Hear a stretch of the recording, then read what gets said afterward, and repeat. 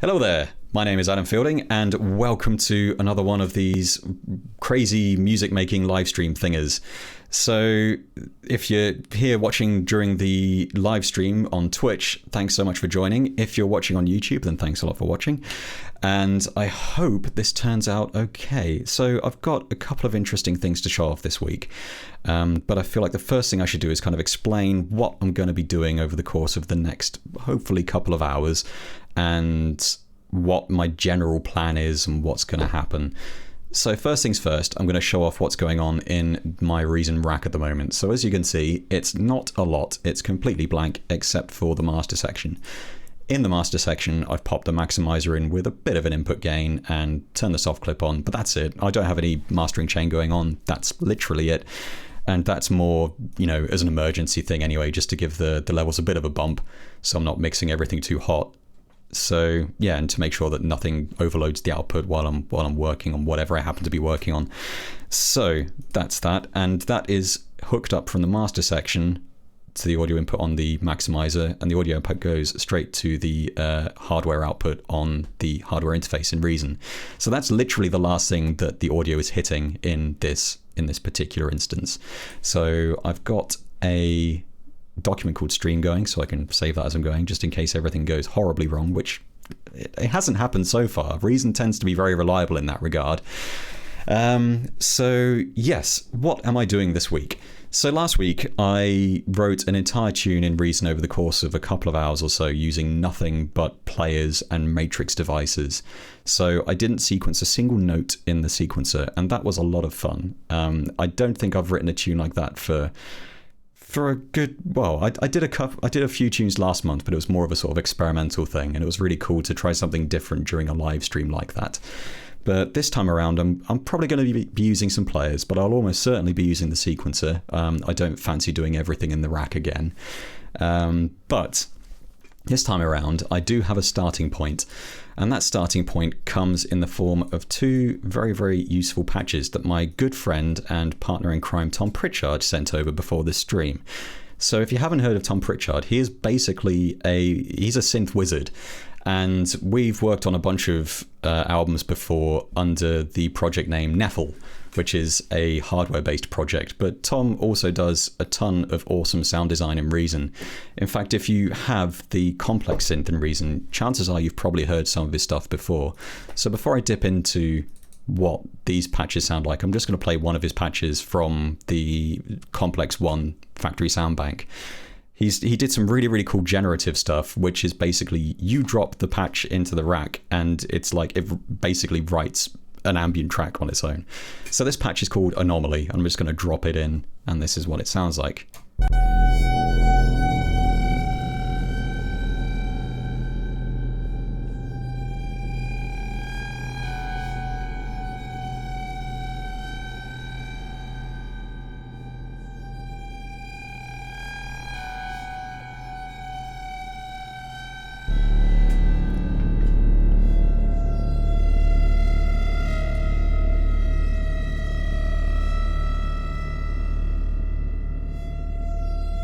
So just to clarify, there is no sequencing going on here. That is an entirely self-contained patch in Complex One. It's awesome. I love it.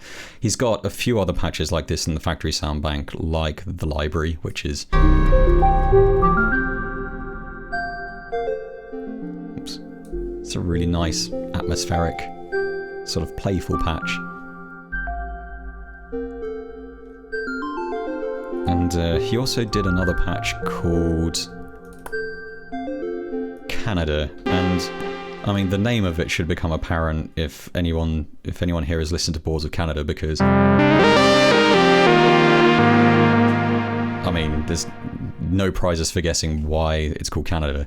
So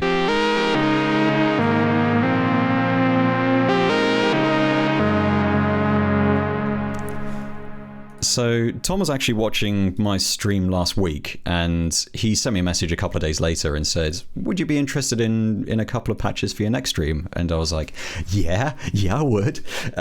So he, over the course of the next couple of days, he just sent me a couple of patches, one of which was a Thor patch and one of which was a complex patch. And they're both really, really interesting. So I'm going to start with the Thor patch, and that's essentially going to form the basis of what I do today. So this is the Thor patch. And I'm just going to play a single note, no automation or anything else. I'm just going to play a single note, and this is it.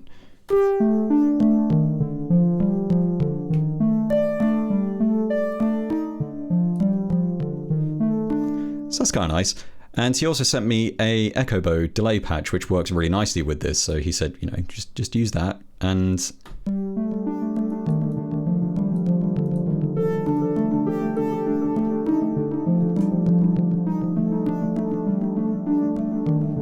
so like I said, that's just me pressing a single note. I'm not doing anything else with this patch. That is how he sent it to me. So you can sort of see where I'm coming from when I said I feel like I'm cheating a bit by using a couple of patches to start today's session, because he's written a really, really cool sort of melancholic sequence for me to build everything around already.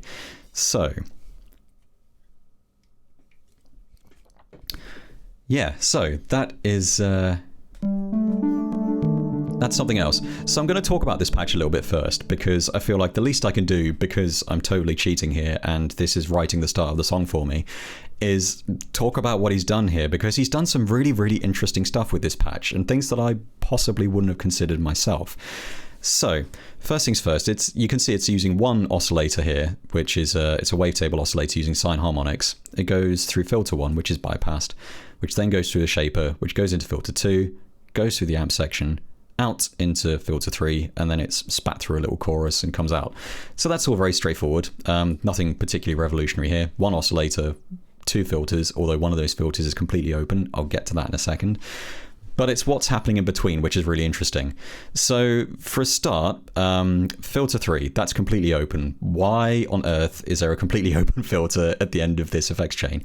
Well, interestingly, if you open the filter up in using Thor and you use the ladder filter, you can roll off the mids by just turning up the resonance by keeping it completely open.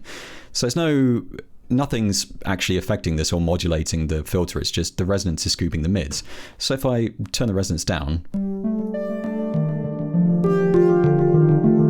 it sounds really, really, it's just way too heavy in the mids. You turn that up again, and it just scoops it nicely.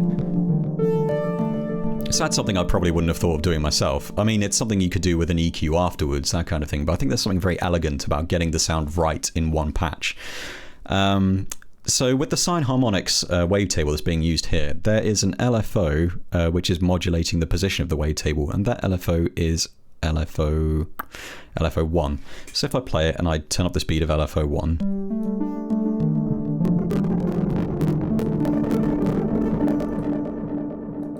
you can hear it affects the sound quite drastically. It's also controlling the pitch, so you get very subtle pitch variance. But the thing is, if you play the patch and you adjust the position manually, as you increase the position, the amplitude kind of spikes wildly. And obviously you don't really want that. It's not particularly great. So what he's also done is he's used LFO1 to attenuate the amp gain as well. So it kind of compensates for the fact that the amplitude increases by just notching the output, which is nice. I mean, it's a sensible thing to do. Something else he's also done is he's used the filter 2 signal as a source for the filter 2 filter frequency, which is a really odd thing to do. And he's mapped that to this button here called distress. So if I turn that off, it kind of gets rid of that sort of gritty, slightly distorted sound. So if I turn that on again, it's almost like a very slightly kind of bit crushed kind of sound. And that's really interesting because there's no sort of bit crushing going on here. It's all pure modulation in Thor itself by using an interesting routing via the modulation matrix. And he's also got a shaper here, which is being driven by the global envelope and the mod envelope. So there's 2 envelopes driving it, but the global envelope, the decay is set to about 5 milliseconds. So if I remove that entirely, oops,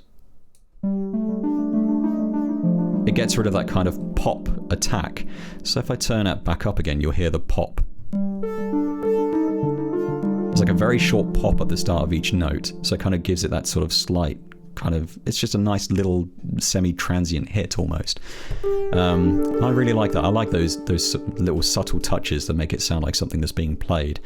So in terms of how it's actually playing the sequence, there's this pretty standard setup here of the MIDI notes being routed to transpose the note of the sequence, and the MIDI gate is used to trigger the sequence. So if I play...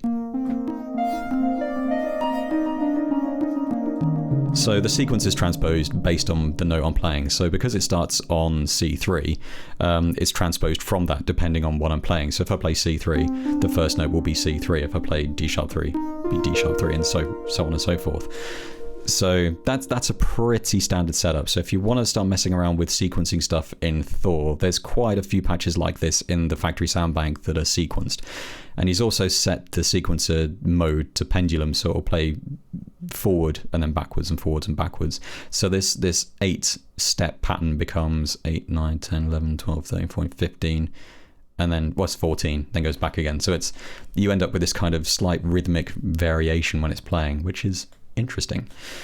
So it's one thing I really like about this patch is that there's a surprising amount going on, considering the fact it's a single oscillator going through one filter and a filter being used as an EQ. But in that filter, you've got this weird effect, which is entirely driven by the filter and a shaper, and that's pretty much it, really. There's a bit of chorus on the end, so it has a bit of stereo separation. But I believe that's pretty much it. So I am going to build a song around that. So I seem to be gravitating towards G2. So I'm just going to... Oops. That's not what I meant to do. That is something playing in the background. Ignore that. So I don't know why. My keyboard went to sleep, and now the function keys have become media keys. That seems to have sorted itself out. There we go. In the grand scheme of things, that could have been far worse. Right. So what I'm going to do is I'm just going to use a block, and I've got 8 bars set up here, and I am just going to sequence a single G. I didn't actually go into any of the controls on the Thor, which I feel like was a bit of a oversight on my part. So I'm just going to have that playing for 8 bars, and I'm just going to mess around with this.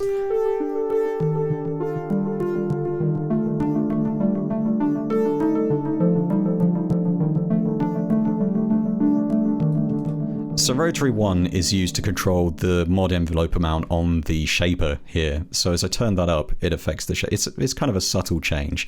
And the second modifier is release, which is pretty self-explanatory.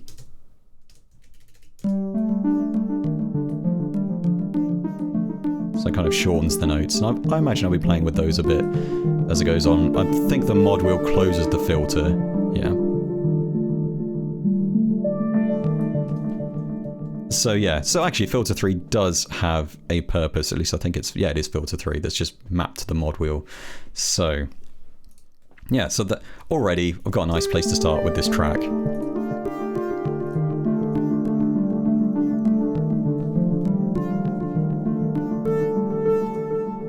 Really cool patch, and I'm going to be including that in the reason document at the end of this session if you grab it and you want to check it out. I've already asked if Tom would be okay with me sharing it, and he said, yeah, sure, go for it. So I'll be sharing that as well. And yeah, it's going to be good. So we've got that little melodic thing. I feel like at this point I need to anchor it a bit with some drums, and that's where the players are going to start coming in. So I am going to create a redrum device, because that's my personal favorite simple drum device and reason. And I'm just going to turn down the mixer a little bit, and I'm going to use the same insert template that I used last week. So if I go into my little patches folder here and go into effects, I'm going to grab this Eve drums insert thing, and as you can see, it's an Eve MP5 EQ with a little bit of a 12k boost and a bit of a 20 kilohertz cut. So it kind of cuts the harshness way in the highs, but gives the 12k range a bit of a bump, which is nice. And I think last week I also cut the lows a bit after the fact, so I'll probably leave that for now. So that goes through a pulverizer, which compresses it a bit. That was a bit much last time, so I might bring that down. And then it goes to a limiter, which again was pretty heavy last week, but it helped to keep the mix under control, so I'm just going to leave that alone for now. This is a pretty standard chain for me, except if I'm working on my own stuff, I might replace the pulverizer with something like Native Instruments Supercharger, which is a great compressor, and just have that dialed in just a touch, just to squish the drums. It's kind of a nice satisfying sound. I try not to overdo it too much, but it's really, really easy to overdo. It is called Supercharger, and this is called Pulverizer. I mean, I don't know what I expect, but I try not to squash them too much. So I might just turn that a little down from the go here. So I'm going to use the exact same, not exact same drum samples, but we're going to use the same drum source as I did last week, which was Evolve 3, which is the Wave Alchemy patches, well, Wave Alchemy samples from Drumvolution, and you can get these for free from the Wave Alchemy site, so I highly recommend it if you just want to have a nice little set of samples to play around with. So I'm just going to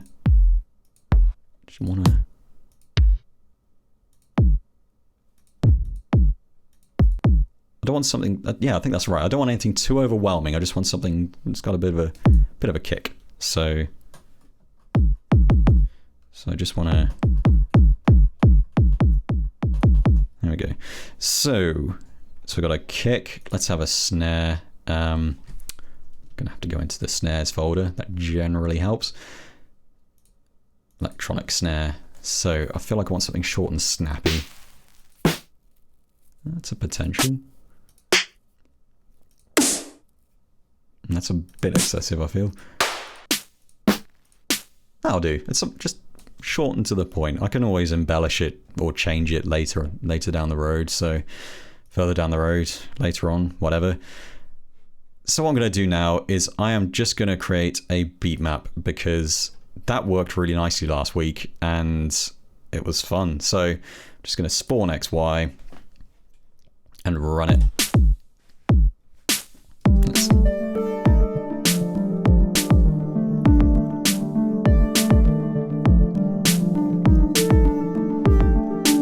So all I did there was click on spawn XY and it picked a completely random seed for me, and it's playing the pattern on its own, which is great and totally cheating, but I like it. So I'm going to do exactly what I did last week, which is combine these elements into one single combinator, and I'm going to create a pulsar, but I have to create it down here because it doesn't like me trying to route it directly into the player. So if I create that down here, I can have LFO1 hooked up to the X input and LFO2 hooked up to the Y input. So actually no, I'm not going to do that. I'm going to hook them up to the CV input so you can see what's happening, because that's more fun. So I'm going to set that to CV input 1 and CV input 2 and have that mapped to X position and Y position, and it's completely killed the seed that I just picked. Can anyone remember what it was? I did this last week as well. That's really annoying. I'm just going to undo that and see if it 701 9.4, right? I don't think it was, but hey, whatever.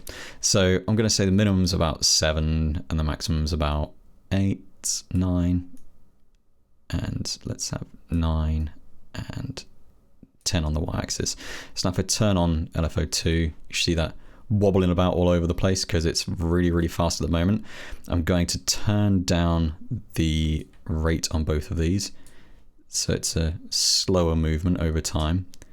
And I'm going to turn the level up so they're moving about a bit more.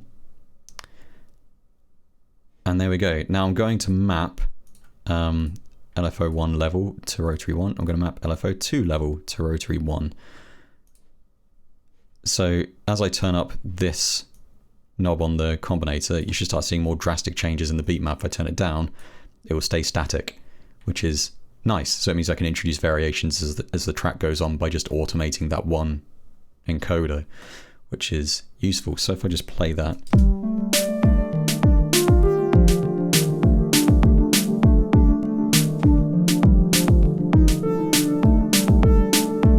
going to try and find the X value it was before because I liked that.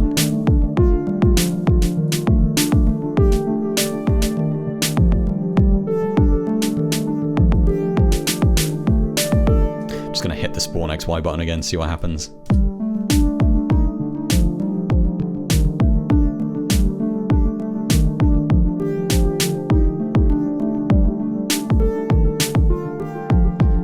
like that. I like that a lot.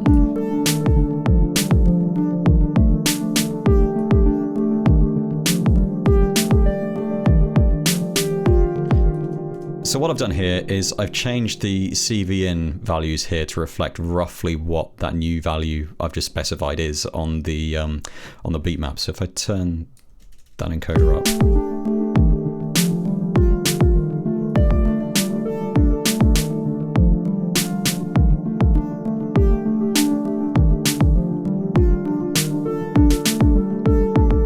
yeah, that's closer to how I had it originally, and I did like that. So I'm going to call this variation, and I'm going to change the names of all of these to nothing because I'm weird and want it to be reasonably arranged. So this combination is going to be called drums, and I'm just going to call that Tom Melody. So now these have sensible names. So already we've got some drums and a melody. Nice little sort of harp going on there. So let's add some hats.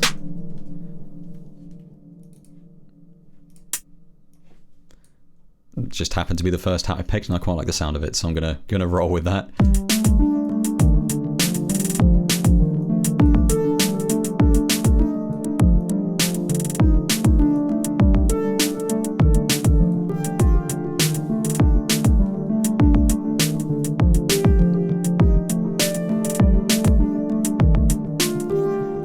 So I'm already liking where this is going.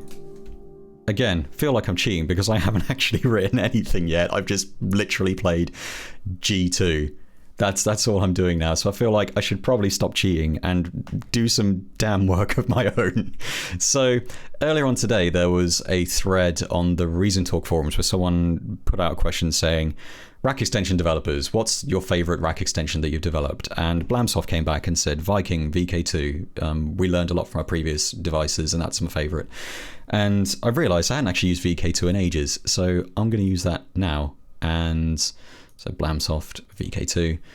And I'm going to use that to create a bit of a bassy drone. Instead of using Poly 6, which I've been abusing, I'm going to use VK2, which, you know, is a different synth, so that'll be a nice change. So I'm just going to create a nice simple sort of pulse bass. So I'm going to set oscillator 1 to rectangular. I'll do the same with oscillator 2 and have that 1 octave up. So I'm just setting the octaves here, and I need to turn that up so you can hear it. So that's a simple sound at the moment, so I'm just going to open up the rack a bit. I'm going to close the filter a bit. And adjust the envelope amount.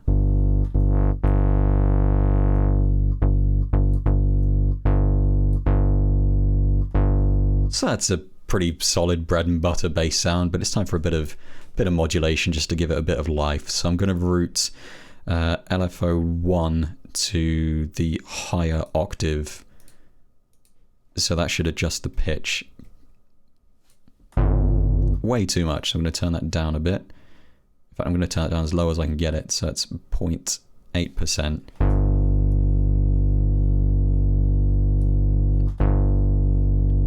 So that's already got a bit of nice drift going on there. And I'm going to route LFO2 to both the pulse width, well, the shape on both of these, which is the pulse width, I believe.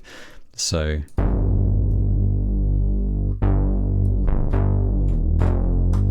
that's a nice solid bass there. Nothing too fancy, but that will do nicely. So I'm just gonna hit record and play it and see what pops out.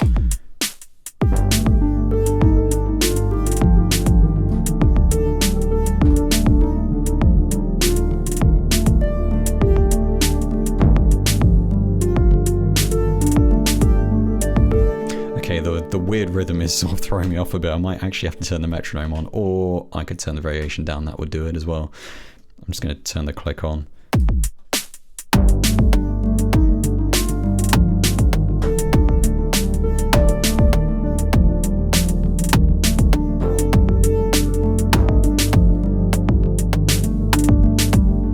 That is really throwing me off. that weird rhythm is totally throwing me off. I feel like I could do with something a bit more steady. So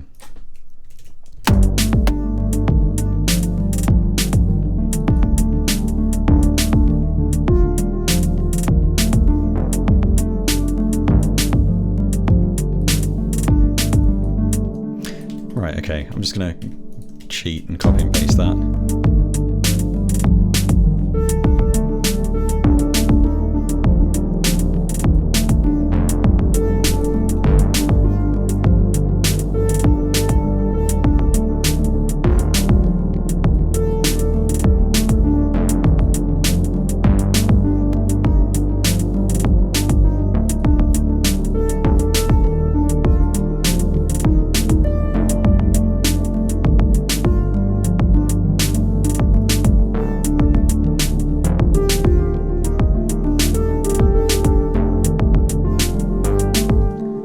I don't know what's going on with those drums, but that is really throwing me off. I may change this. So I'm just gonna click on Spawn XY and see what happens. Turn the variation down. And now it's really boring. So if I go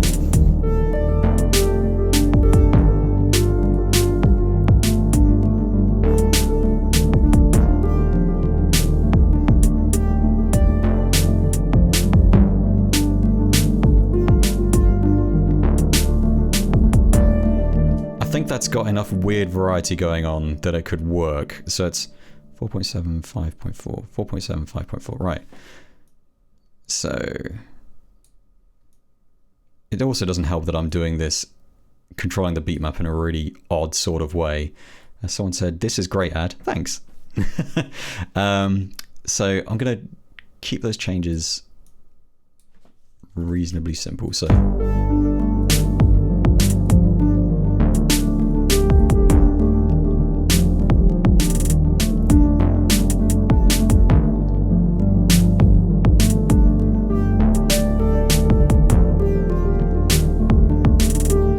it's kind of moody, but I can actually have a handle on what's going on here. So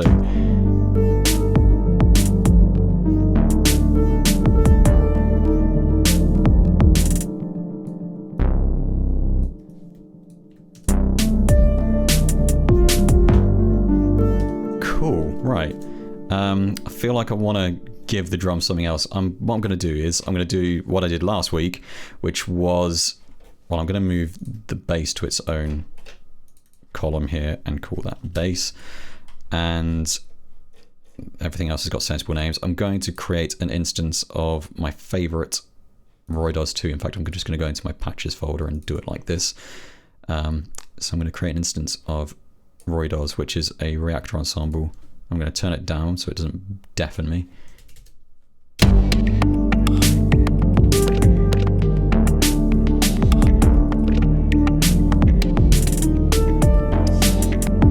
I really like Roy Does. I'm going to roll off the lows and I'm going to pick a different patch to start with. Like some of that.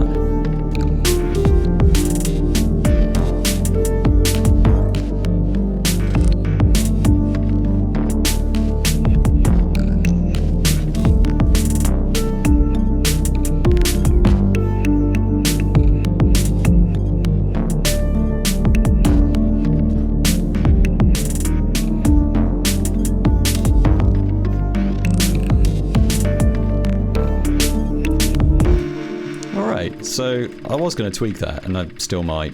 Yeah, I'll have a quick play.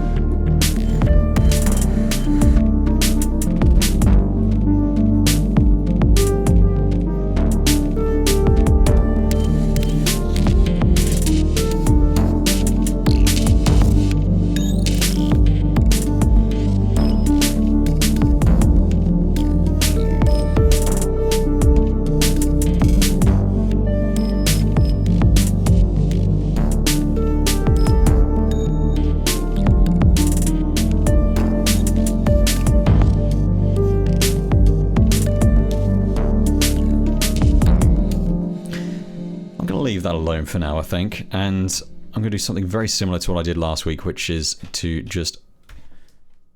I'm going to bounce that to audio, just bounce in place. I'm probably not going to go as crazy as I did last week in terms of randomizing it, but I'm essentially going to double click on that so it opens it up, and you can see it's already drawn in a bunch of slice notes. So what you can do is now bounce that to a Rex loop, and now I'm going to create an instance of Dr. Octorex, which is at the top, and open it from unassigned samples here. Oh, it's got more slices than the Dr. Octorex can handle, so that'll be interesting. So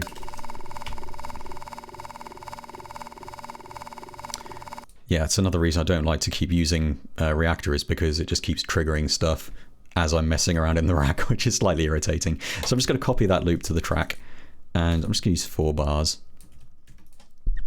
I'm going to copy and paste that twice. So what I'm going to do in the second instance is I'm just going to totally cheat, go to the alter notes section of the tool window here and apply that. And if you look at the sequencer here, you can see it's kind of moved some notes around and kind of just basically thrown some stuff around. So we should get some slight variations on the second playthrough of the loop. So if I just play it and mess with the high pass filter and want that turned on.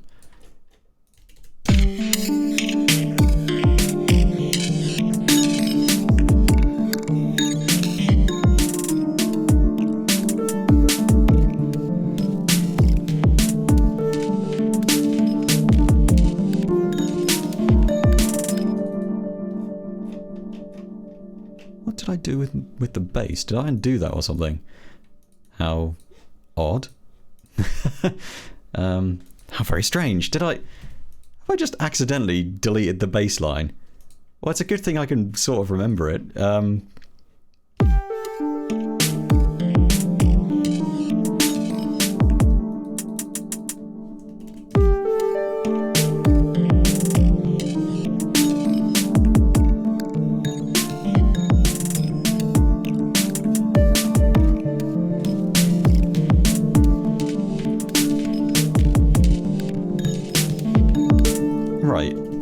I know the bass began with a G.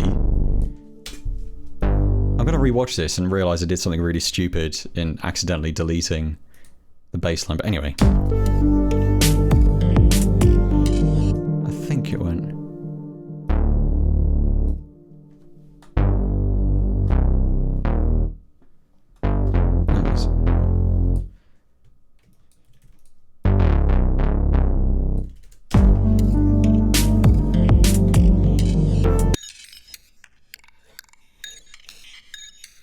Oh, that's why it sounds all phasey, right.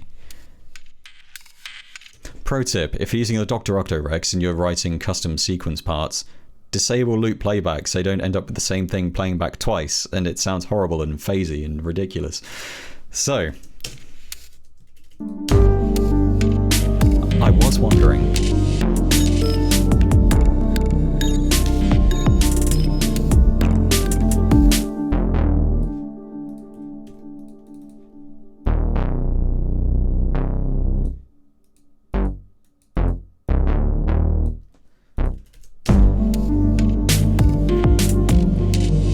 So I'm just going to get rid of that instance of React now because I've got what I wanted from it. Just going to pop it in the bin.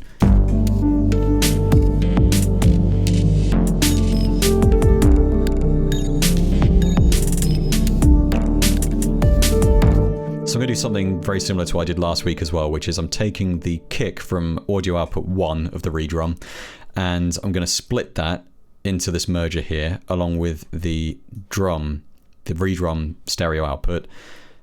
Mix those together and that will go out of the combinator, so it should sound identical.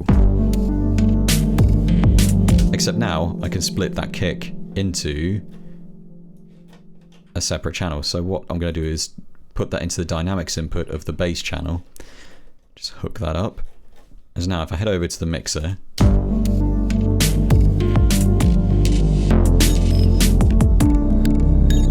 use that as a sidechain input on the compressor on the bass.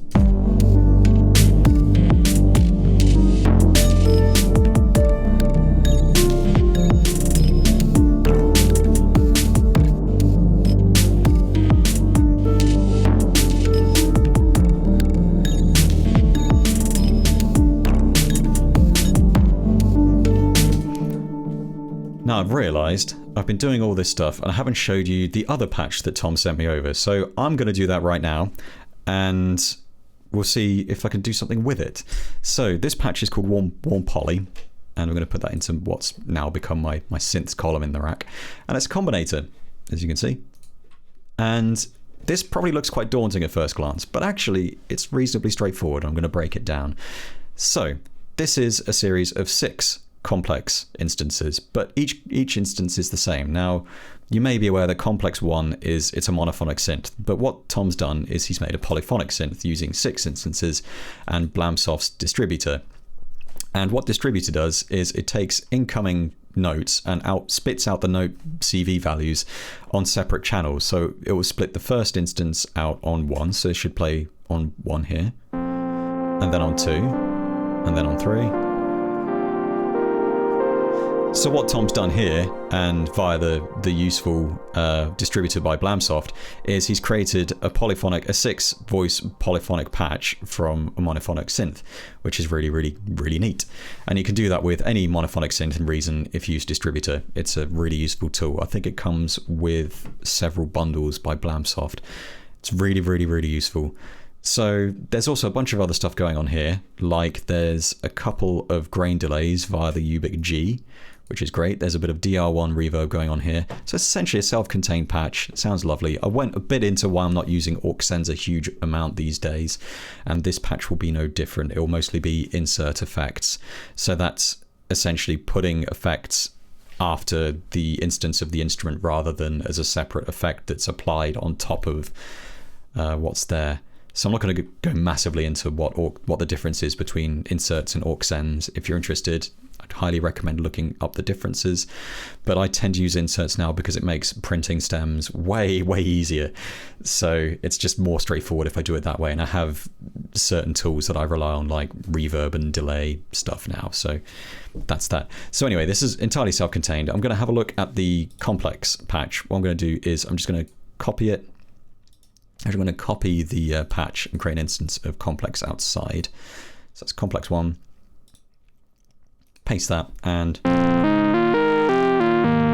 so as you can hear, it's a monophonic patch, and this complex is doing the bulk of the work in that entire combinator. Now, unlike the Thor, this is kind of an interesting instance because this complex patch is not that, for want of a better word, complex. It's actually reasonably straightforward. I mean, there's 3 voices, unlike the Thor's 1, but it's quite straightforward. So we've got 2 oscillators here. One is pitched up 7 semitones, so you get a perfect 5th on that. So if I just disable oscillator 3,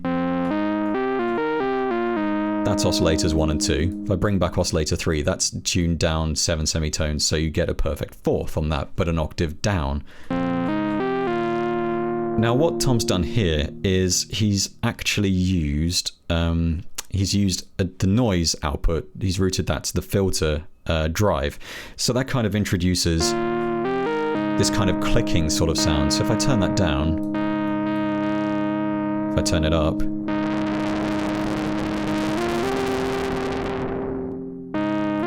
by having it turned down, it's like nice kind of subtle variance to the patch. And I think he's done something else that's quite similar here as well. It escapes me, but this patch is actually reasonably straightforward. If you have the cables on, it probably looks more daunting, but you turn those off. I mean, it's 2 oscillators going into one mix channel here, and the 3rd oscillator going into the 2nd one. That goes out to the filter. The filter goes out to... well, yeah, that goes out to the shaper. The shaper goes out to the output mixer. That's pretty much it. So, sorry, I had to remind myself there of what was going on. But in the grand scheme of things, these patches can be a lot more complicated. I mean, when I looked at the anomaly patch, it was considerably more complex. So what Tom's done is he's created what sounds like a reasonably complex patch using Thor. It's deceptively simple. But it has kind of a lot of nice variation built in via modulation of each individual component. And what he's done with the complex is he's created a deceptively simple patch that actually sounds really nice and deep and lovely. So it's an interesting kind of dichotomy going on there. It's I like it.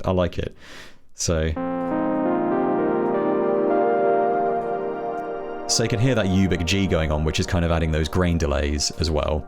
And he's added a bit of tape delay. I might roll off the lows a bit because it's a really rich sounding patch, but I'm not sure how it's going to fit with everything else going on. In fact, I might just play a little bit over the top with the melody sort of ARP disabled, and I'm just gonna play that. Find it helps if I have the correct track armed. Right.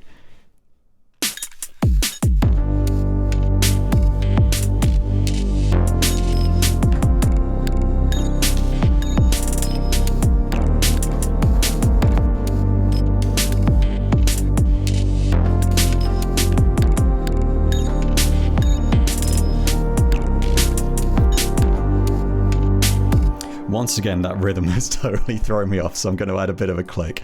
And actually, I'm going to hang on to that because that actually sounded solid, and if I can't record it again, I'll be very, very upset. So here we go.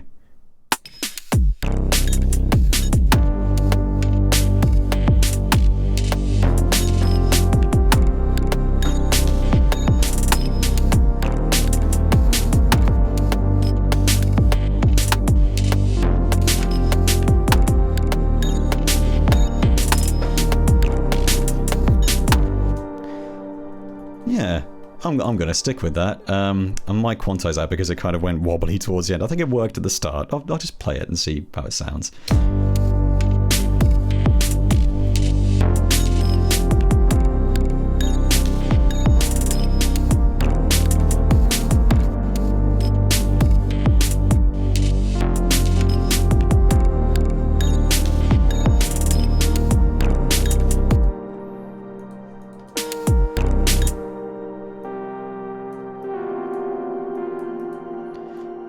So Tatar said, wow, that complex one sounds gorgeous. It really does. Tom is, as far as I'm concerned, he's a synth wizard, and I cannot say enough good things about him. I essentially used his refills and patches exclusively in all of my stuff from about 2011 to 2015. It was ridiculous.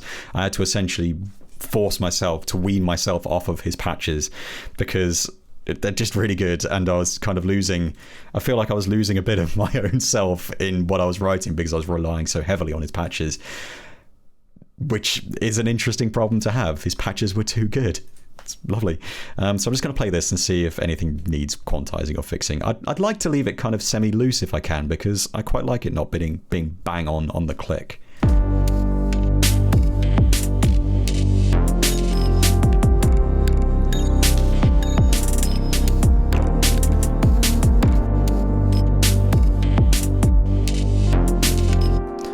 That's going to need to change.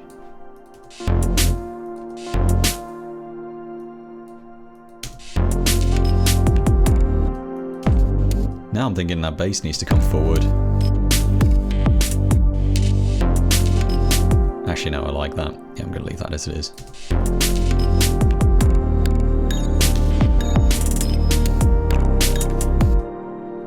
That's too soon.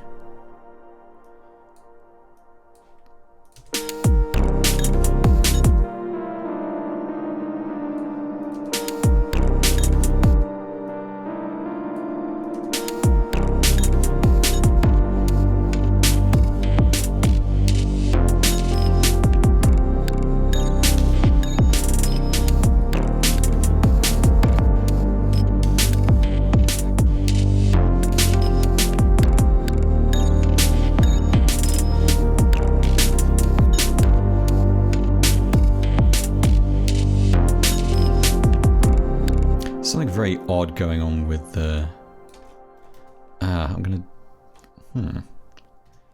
something odd going on with the variation here. I'm just gonna disable this for now because it's kind of messing with what I'm doing.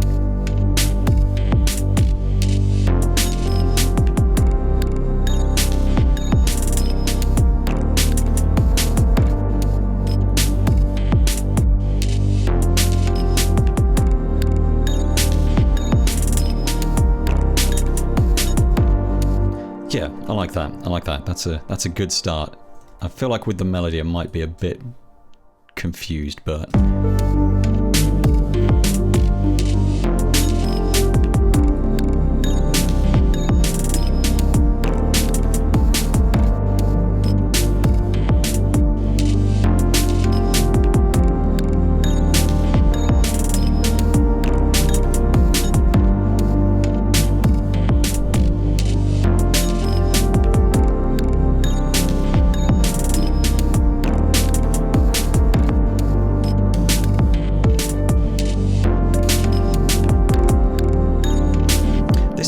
odd. I feel like the beat map is kind of going weird and out of sync as I'm using it. If anyone can spot why, or if I've made some ridiculous mistake, then please let me know. What I might do is just unhook that pulsar for now and just hope it sorts itself out. So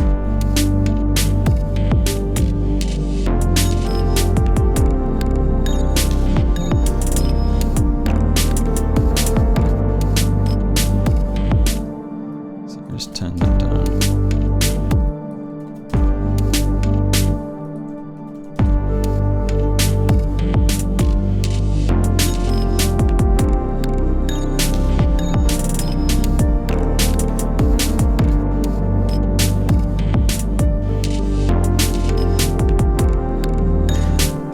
I'm just trying to be too clever with the pulsar in hooking it up to the combinator inputs, so I think I'm just going to use it like a normal human being and just hook it up to the CV inputs on the back of beatmap and control the levels manually. So I'm just going to turn the tempo sync right down on these, and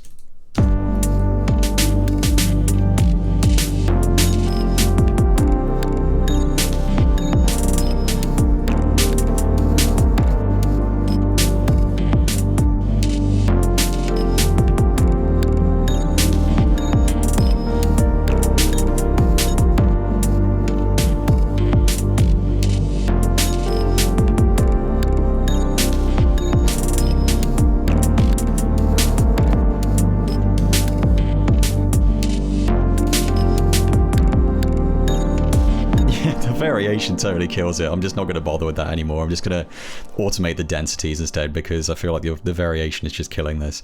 I like kind of odd sort of offbeat grooves and that kind of thing, but that's too much. It's just totally losing the flow of the track, I think, when it switches. So yeah, I'm just gonna leave that alone for now.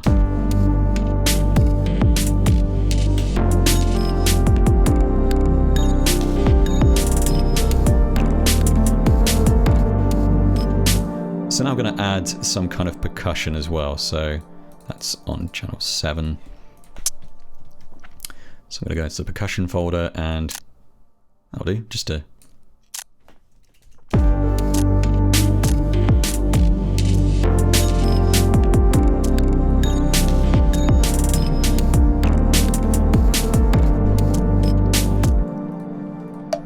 actually, I might have like a little clap or something. No, that's cymbals, not claps.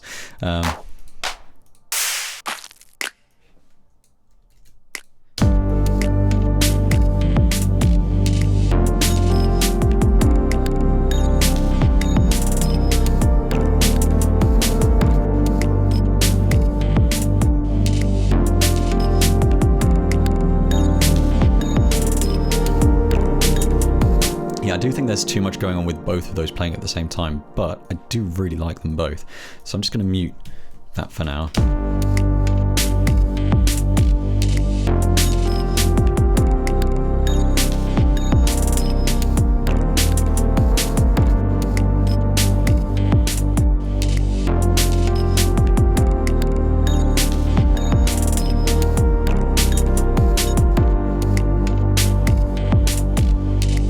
I feel like that little snap could do with a bit of reverb. So what I'm going to do is I'm just going to create an instance of DR1, which is my favorite reverb, and route output 7, which is that little clap, into it, and then that can merge with the kick and the output from redrum 1 there. So now it should have a little bit of reverb.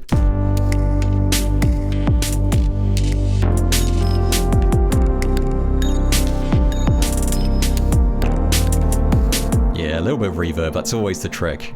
Excessive amounts of reverb is always the answer to everything.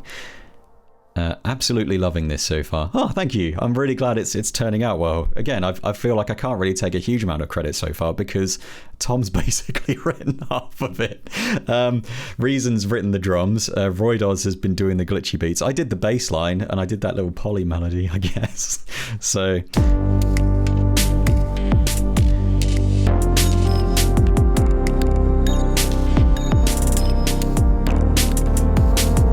I think it's about time I actually contributed something to this. So I'm gonna add a pad, and I'm just gonna dip into my patch library here, Oh man, my hair is really annoying me. I really wish I got a haircut before this whole outbreak thing started.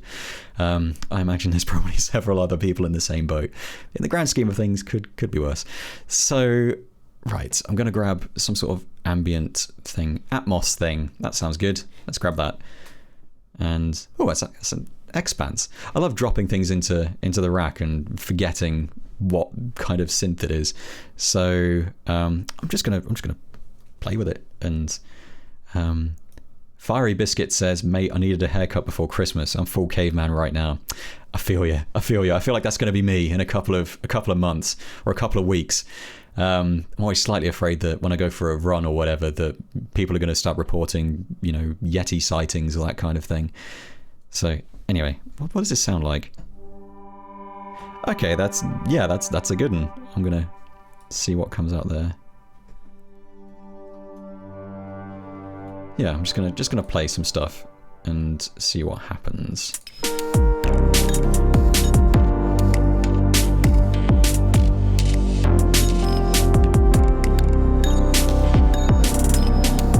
Alright, I feel like that could have worked if I timed it differently. Yeah, I'm gonna slow things down. Try that again.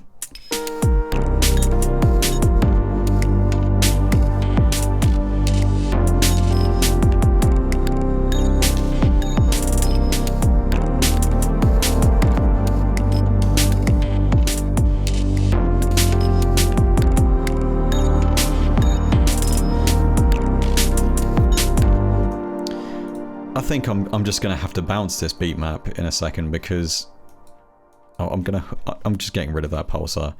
If it keeps messing with the this is the problem with becoming a slave to the algorithm, is that I'm essentially trying to wrangle it into doing something I want to do while it's content to kind of do its own thing, which is sort of the whole point. But I'm not entirely convinced about that B, but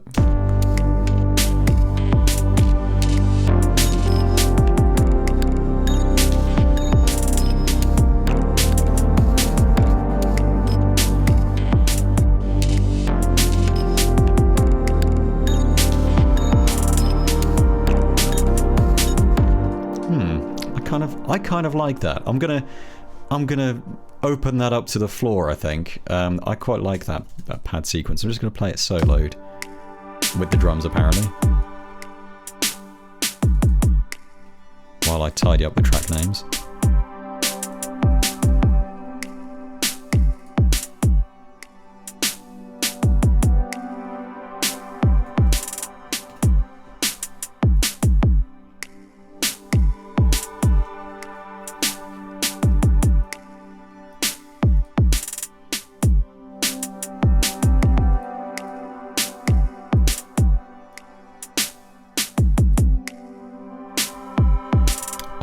Yeah, it's adding an extra fifth, which I'm not sure is working, so...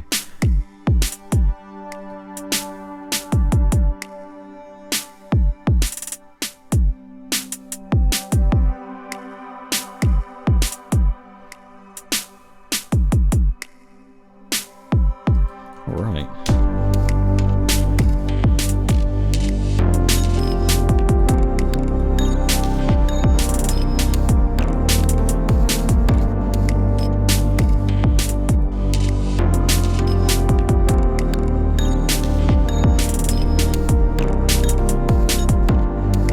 That's suitably moody. I think that fifth is what was throwing me off. It's a shame because I quite like it. What I might do is shockingly add just... There we go.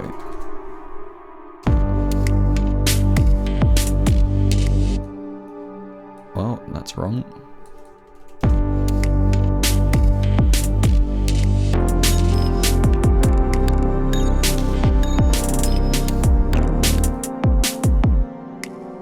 Yeah, that sounds awful. Let's not do that.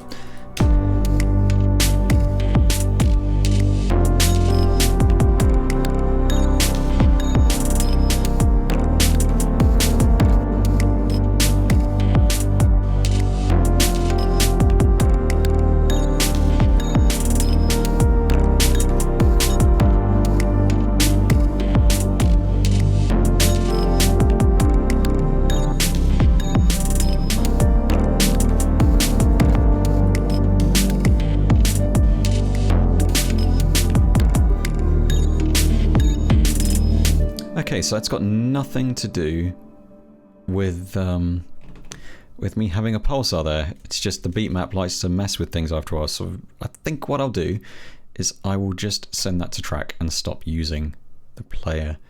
So I'm actually going to flip most of my stuff over to the sequencer. This is very unlike what I did last week.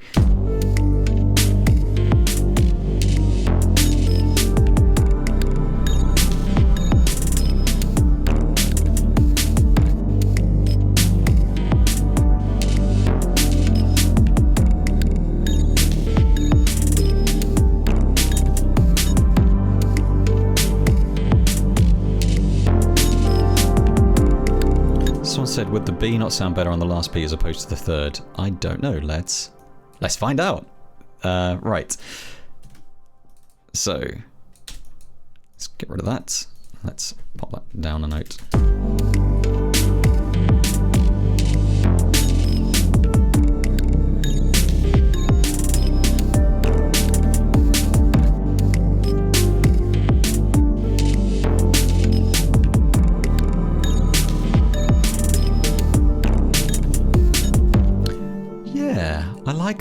I like that. Thanks, Robber Barnett. Rob A. Barnett? I don't know. Please tell me how to pronounce your name. Otherwise, I feel like I'm doing you a disservice here. But yes, thank you. That was a top suggestion.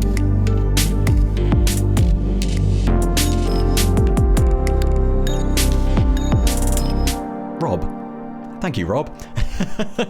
Yes, that makes more sense.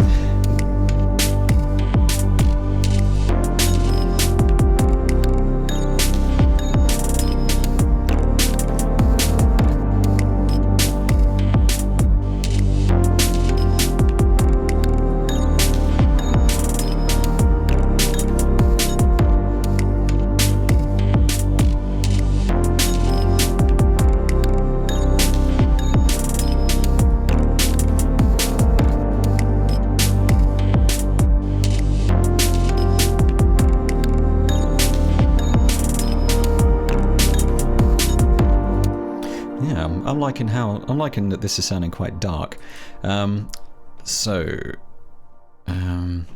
Maybe just once into another section. Yeah. I'm thinking this is a good foundation for a block. I'm probably going to start arranging something around that now and start adding and subtracting things from it if I feel the need to. Maybe I'll create another section, but I feel like I've got the perfect start to the song by just playing.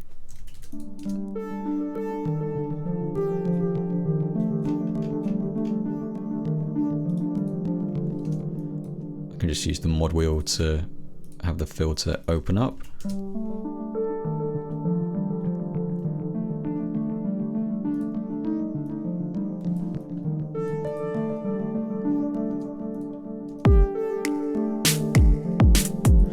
What I'm going to do is I'm going to split this redrum section into several different note lanes. So if I cut out the snare, that's there.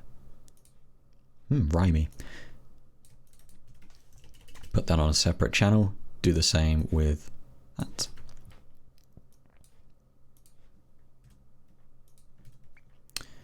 Find it helps if I have a...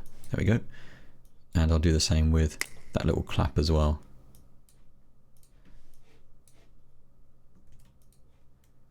Just pop it there.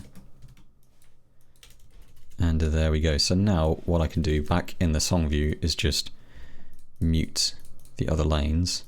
I'll just have the kick.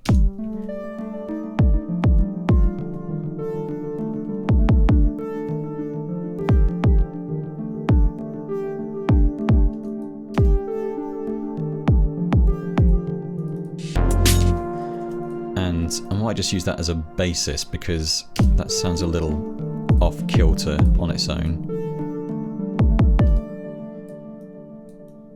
which is cool.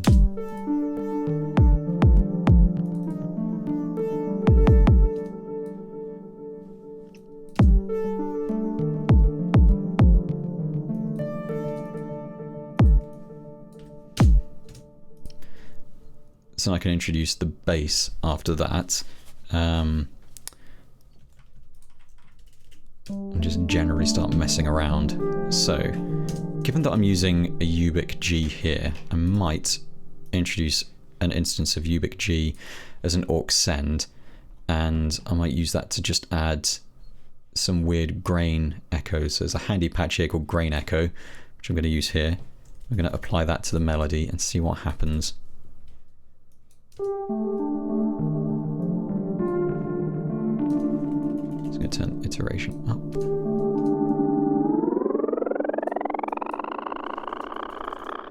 Maybe let's not do that.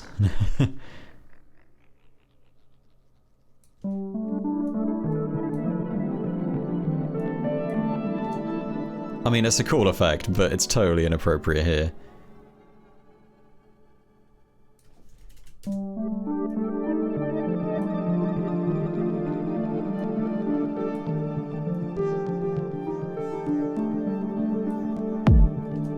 So yeah, I'm just going to introduce that as that section runs its course, adding a little bit of variation.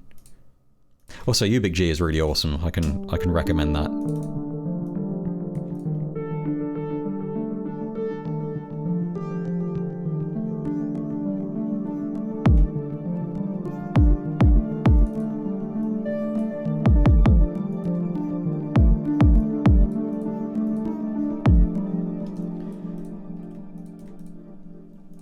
And then I'll introduce snare and bass. I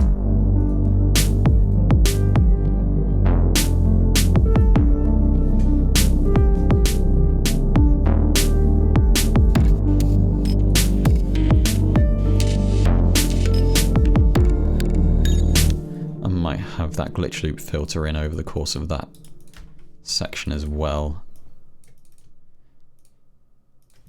I think the key here is I'm going to start introducing slight variations to, I'm going to start automating this ARP so we get some variations as these blocks expand.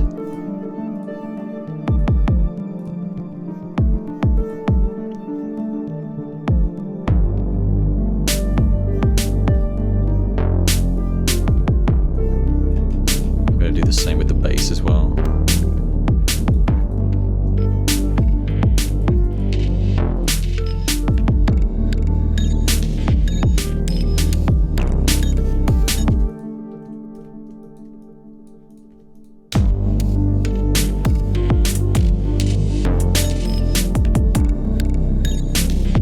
I do feel like that glitchy loop is a bit much as it comes in there. So that come in a little more slowly, I think.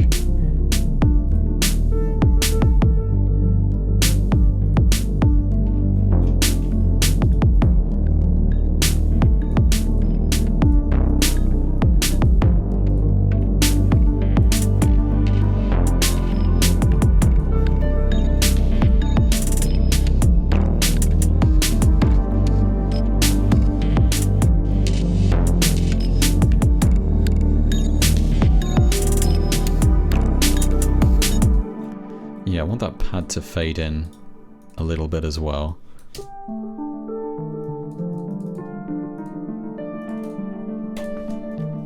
Basically, I want to try and squeeze as much as I can out of this single block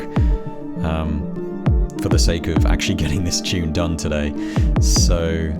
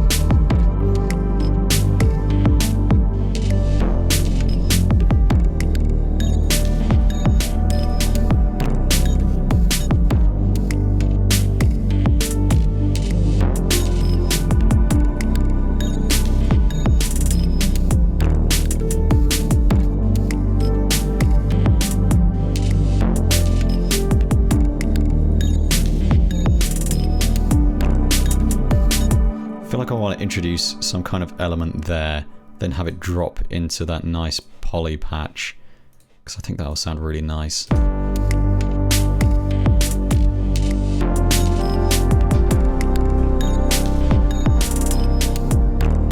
Yeah, I'd like to kind of give that a bit of a spotlight, I think. So, the question is, what am I going to add?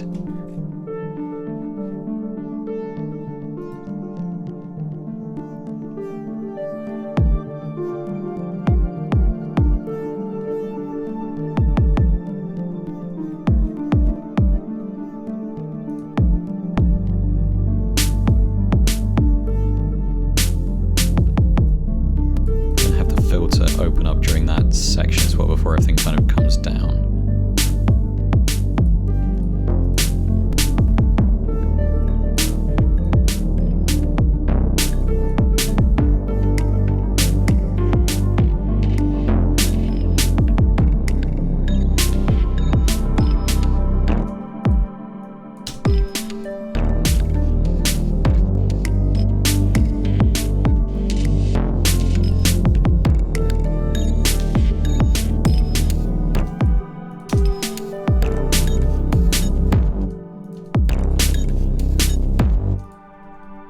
So I'll get rid of that snare as well.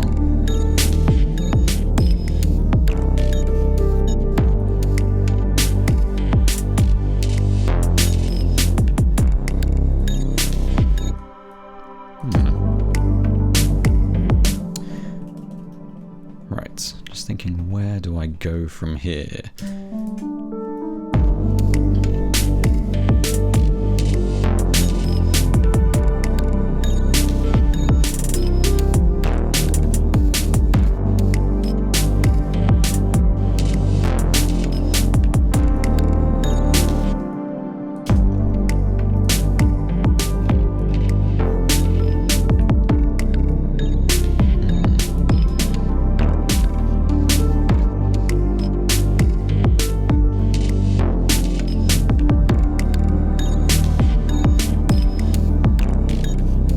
Also, I've just realised at the start of this track I didn't actually give any real consideration to the tempo or key or anything like that. I just happened to leave it at 100 BPM, which was my default setup in Reason, and happened to press G, and that's essentially how I started the track.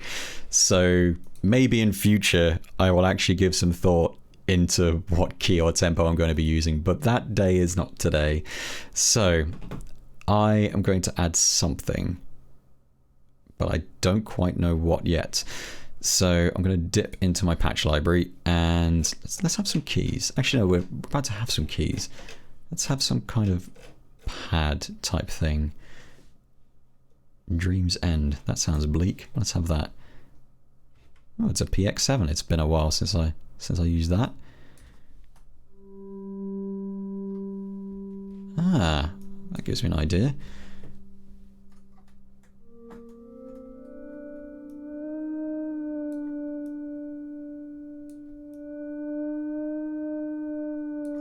Spooky. So I'm gonna wash that with reverb, and I'm just gonna play that. I'm gonna move that. Right.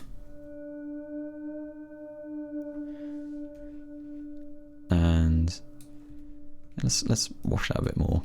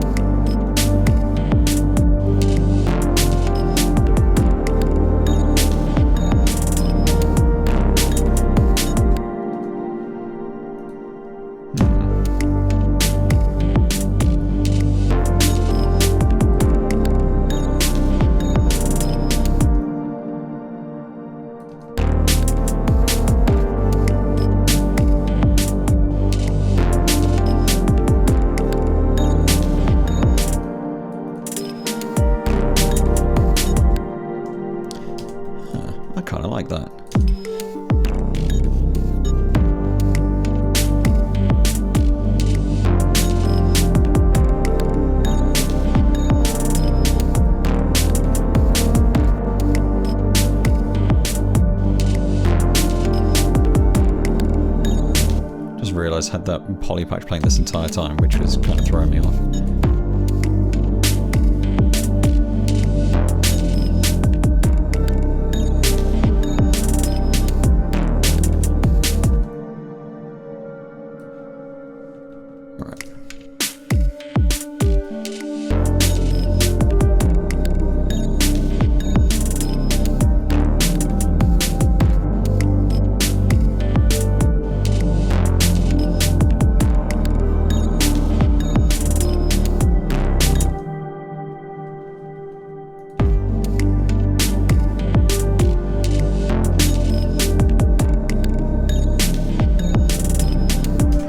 Play this from the start just to give myself a bit of perspective.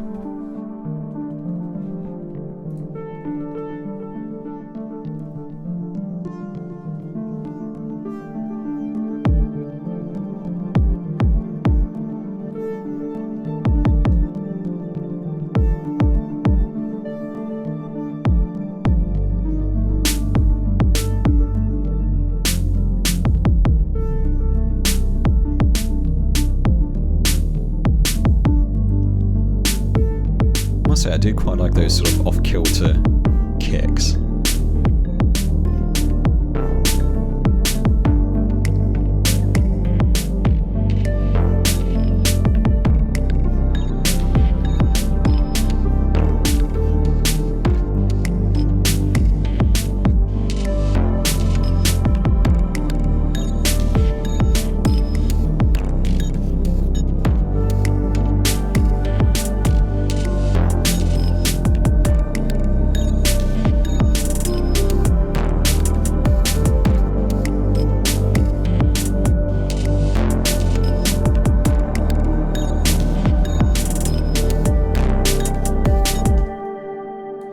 I think that high note at the end isn't really fitting for me, so I'll just...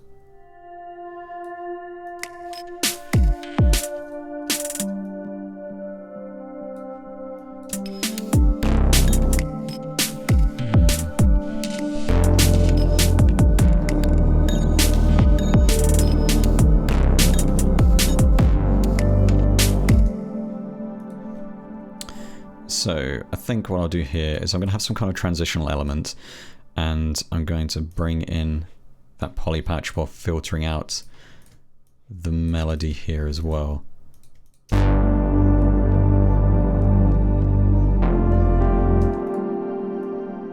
Also, I think that the filter on the bass, the filter on the face, is a bit much, so I'm just going to have that drop.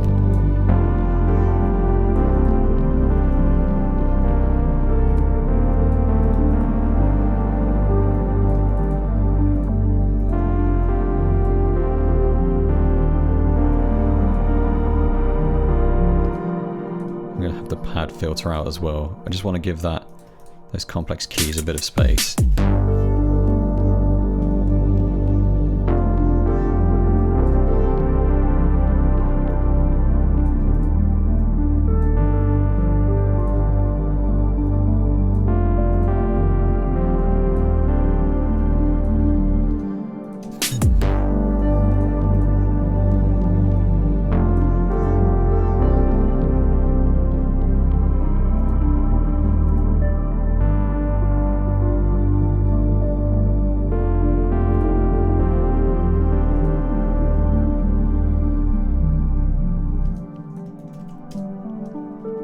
Yes, I'm thinking for the next section, I'm going to vary the bass a bit and just have that lovely warm poly patch play. In fact, I might add a bit more reverb to that because I think it'd be nice to have that sort of filling out the space a bit.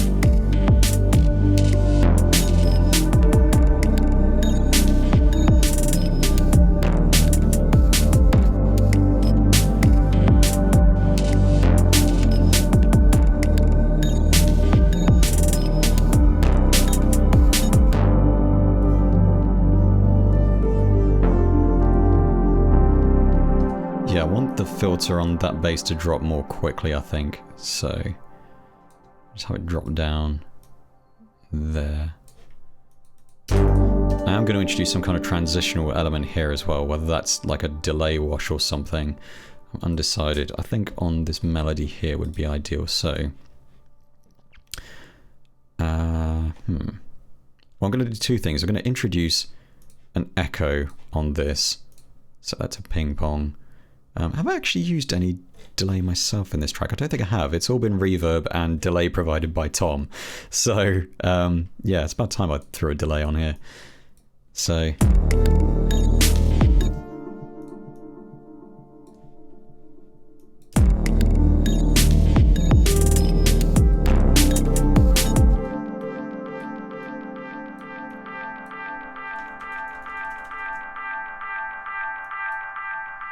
Now the trick is going to be having that not totally annihilate the mix, but I'll cross that line when I come to it. Right. As is always the fun with delay washes. I seemed to do one really effortlessly last week, and I'm really annoyed about that. Someone said, when are we getting started on the formant-shifted Neptune, a la Ryan's Dorful performance? Unfortunately, I explained this earlier. Due to the way I've set everything up, I don't actually have the audio input in Reason at the moment on my microphone, which I'm super annoyed about because I reckon some vocal washes in this track would have been really good. And I don't really want to mess around with my setup at the moment because I imagine I'll kill the stream if I do that. But next time I'm going to try and make sure the audio inputs are working in Reason because it would have been a really nice touch to be able to just drop that in. So yeah, oversight on my part, I'm afraid. Sorry about that. There's only one way I think I can get my voice into Reason at the moment, and that's... No, that wouldn't work, so I'm not even going to bother trying it. So...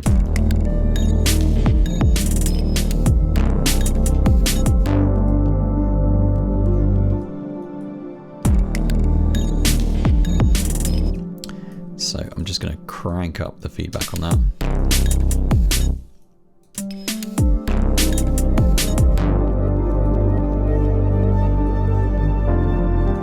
No, that's FX1 send level, which I do actually kind of want, so I'm going to leave that. But that's totally not what I meant to automate.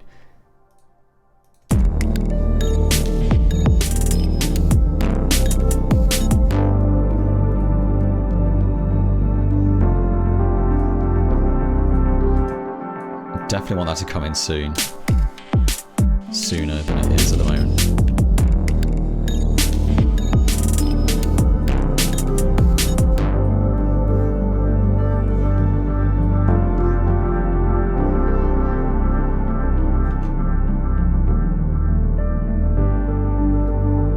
Yeah, I really like that kind of delay wash. I'm going to increase the diffusion a bit though.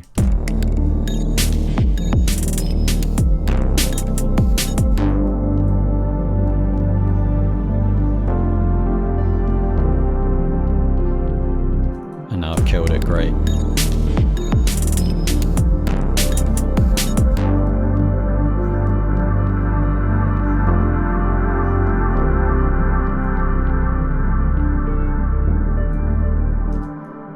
Cool, that's a bit much.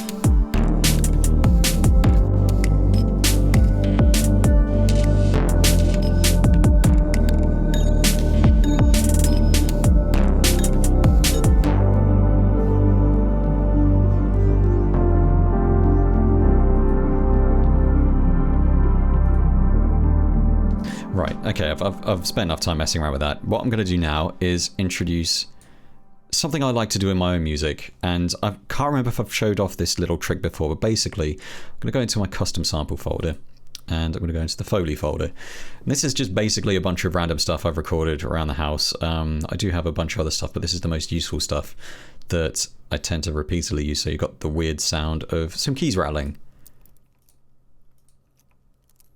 Just very quiet, and scraping and fun stuff like that. But what I'm going to use is the sound of a bin closing, which sounds like this. It's just a bin closing. It's nothing fancy about it. So you're probably wondering, how on earth am I going to try and use that as a transitional sound? So I'm just going to drop this into the rack, and I will show you how to do it, or how I'm going to do it. So, as you can see here, there's a very clear transient there in the waveform. I'm just going to zoom in on that. So it's So transient there. The first thing I'm going to do is set that back to normal, get this roughly into position, so that's about here, and I'm going to flip it, so just right click, select reverse. I'm going to try and line up, actually no, I'm not going to do that yet. I'm going to shorten it, and then I'm going to stretch what's there to fill a couple of bars. I'm not going to use all of this. So now you can see that transient has become completely smushed here, and I'm going to try and line that up with the end of that section there. So this won't sound very good at the moment, so I'm going to play it, but it's going to sound awful. So, but it's fun to play bad stuff. So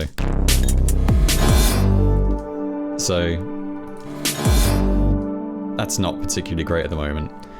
So, oops, there goes that delay. So what I'm going to do now is I'm just going to drown it in reverb, like completely annihilate it, crank up the dry wet knob, turn the time up to about 10 seconds, and I'm going to turn on insert pre on signal path on the channel on the SSL mixer, so that when it hits the EQ section, it will have gone through the insert effects, which is the reverb. So the reverb will also be getting processed by the high pass filter, and I'm just going to turn that right up. So it should sound a little better. So let's try that out.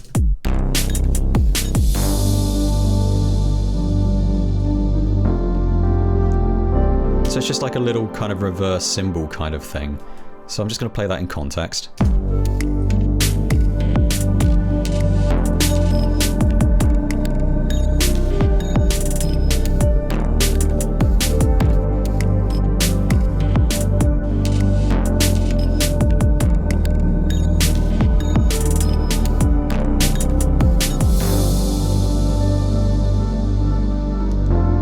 That's kind of neat. It comes in a bit suddenly for my taste at the moment, so what I'm going to do is simply stretch it a bit more. And because it's being drowned by reverb, you can pretty much get away with stretching this a ridiculous amount. So if I play it now...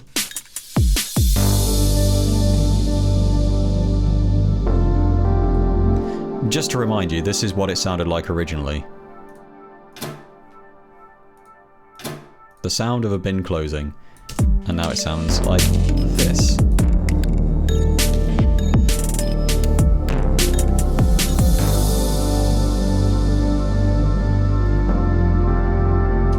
It's pretty neat. It's a pretty neat trick, and I use that a lot in what I do now. The sound of a bin closing has appeared on many, many releases of mine over the years.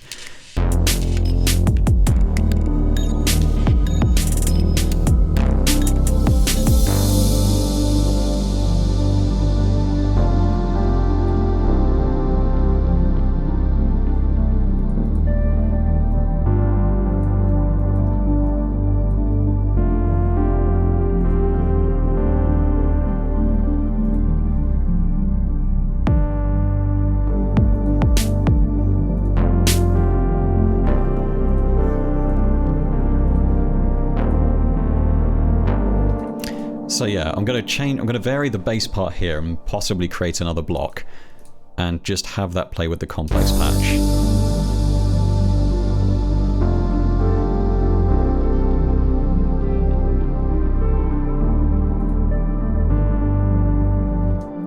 Rob says, I like to record the reverb before reversing, then add more after reversing. That's totally an option. And something I've been doing quite a bit recently is playing chords from various synths or whatever, and then bouncing that as a separate audio track with reverb applied, bringing that into a sampler, looping it, and then just playing that sample with the chords hard locked into the sample.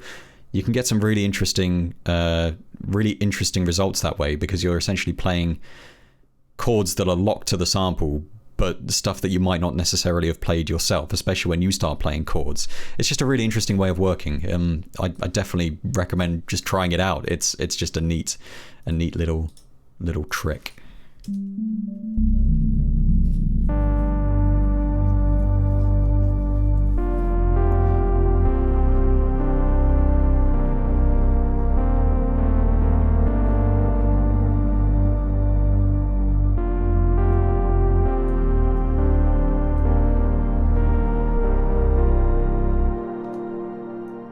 Yeah, I like that.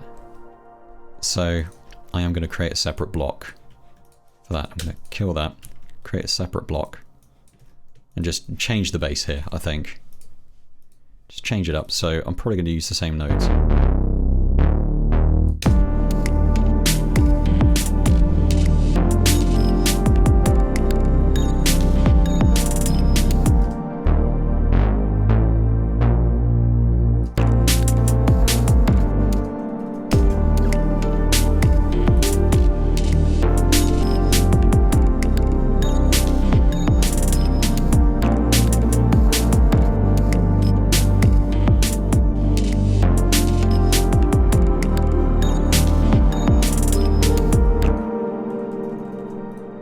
I might just leave that as it is for now and just how does that sound?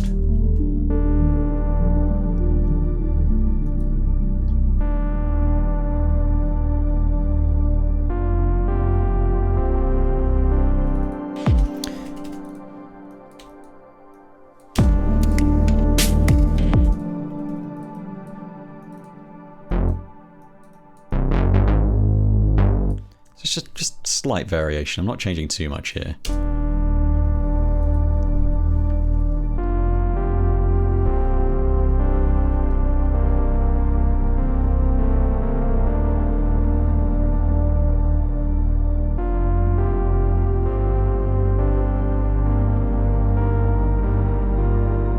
I might quantize that part actually because it just sounds weird when it's not quantized.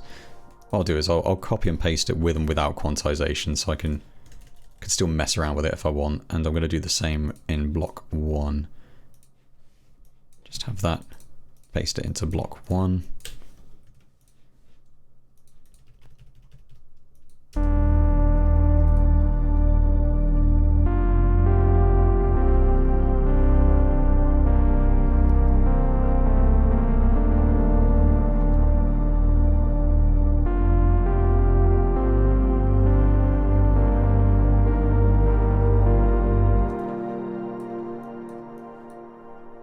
I wonder what happens if I introduce that.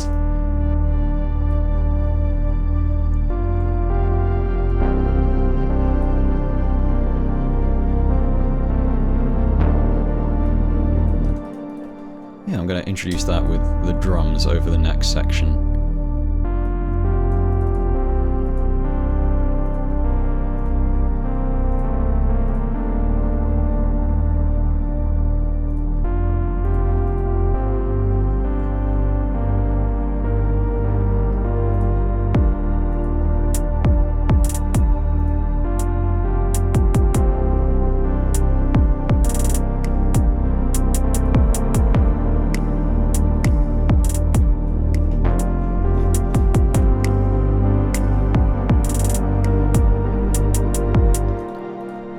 The hats fade in over that section as well.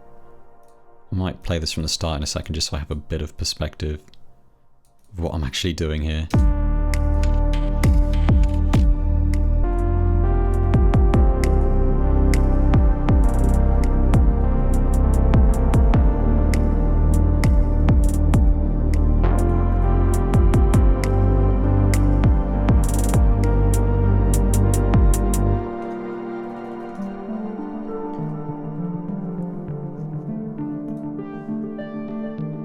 Yeah, I think I'm just going to let that section build to right to a sort of ending and then just have everything round off and finish, I think. I think that's my plan now. Get a rough arrangement going.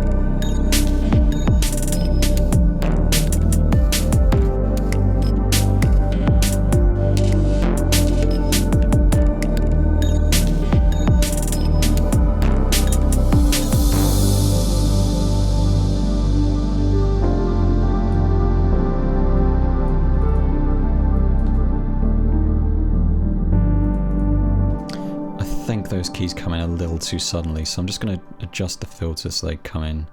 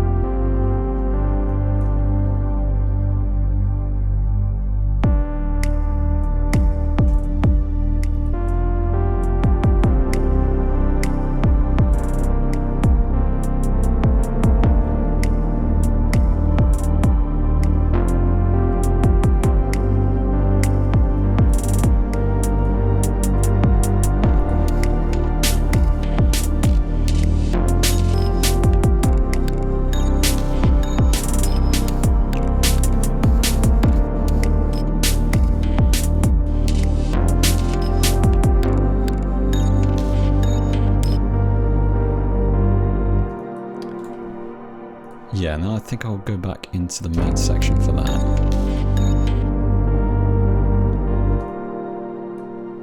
Use that same swoosh from before, but to give it a bit of variation, I'm gonna transpose that up an octave and just attenuate that slightly, so.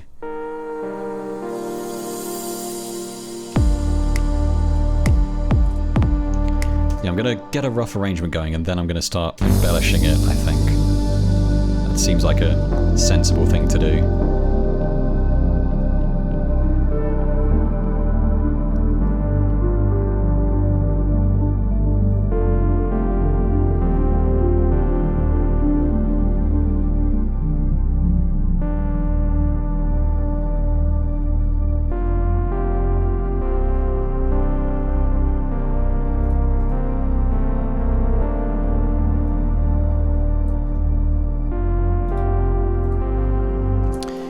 So I'm going to have that sort of grain effect on the poly patch.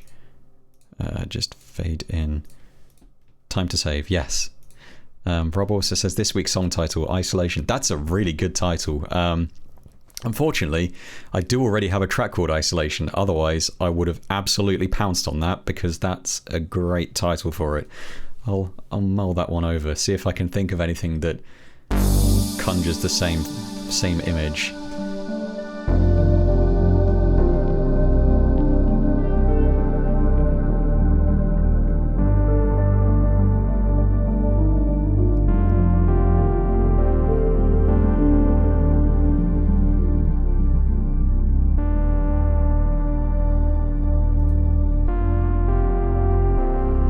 Just realised I've adjusted the wrong thing. Oh, this is confusing.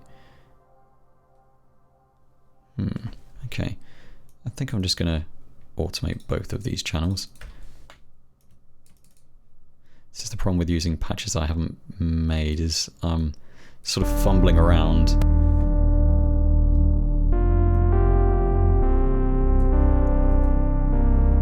Yeah, I like that, everything dropping out there.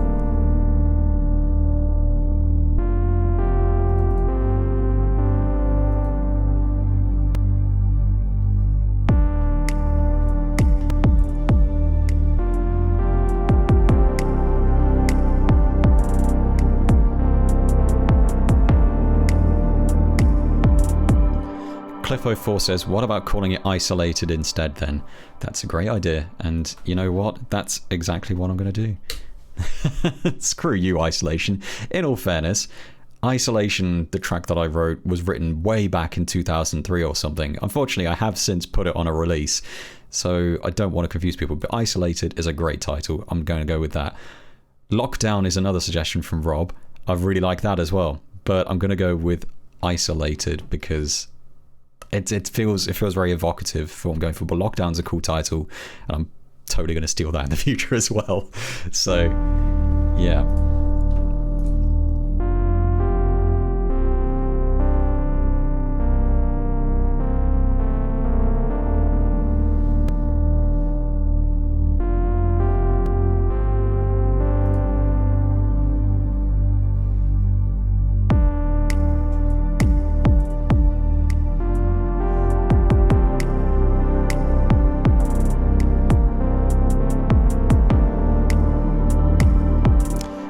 that pad doesn't work here, so I'm going to change that. Those notes are just not working for me.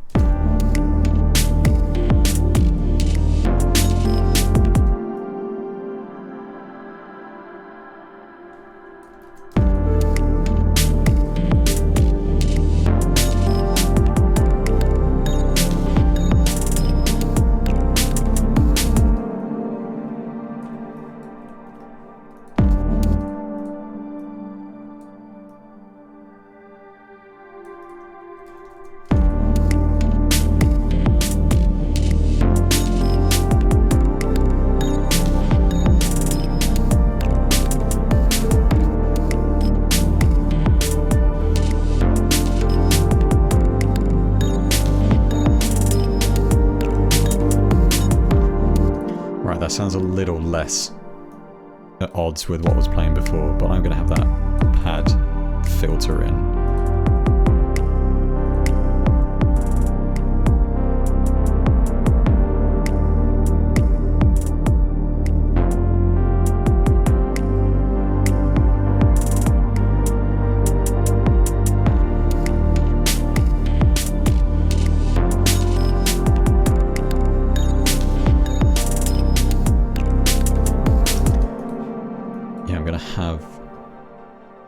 The melody filter in as well, but I'm going to use the filter on the SSL so it starts at a lower level, because with the mod wheel approach I don't think it's really quiet enough at the start. It's less of a fade and more of a kind of easing up on the playing, if that makes any sense.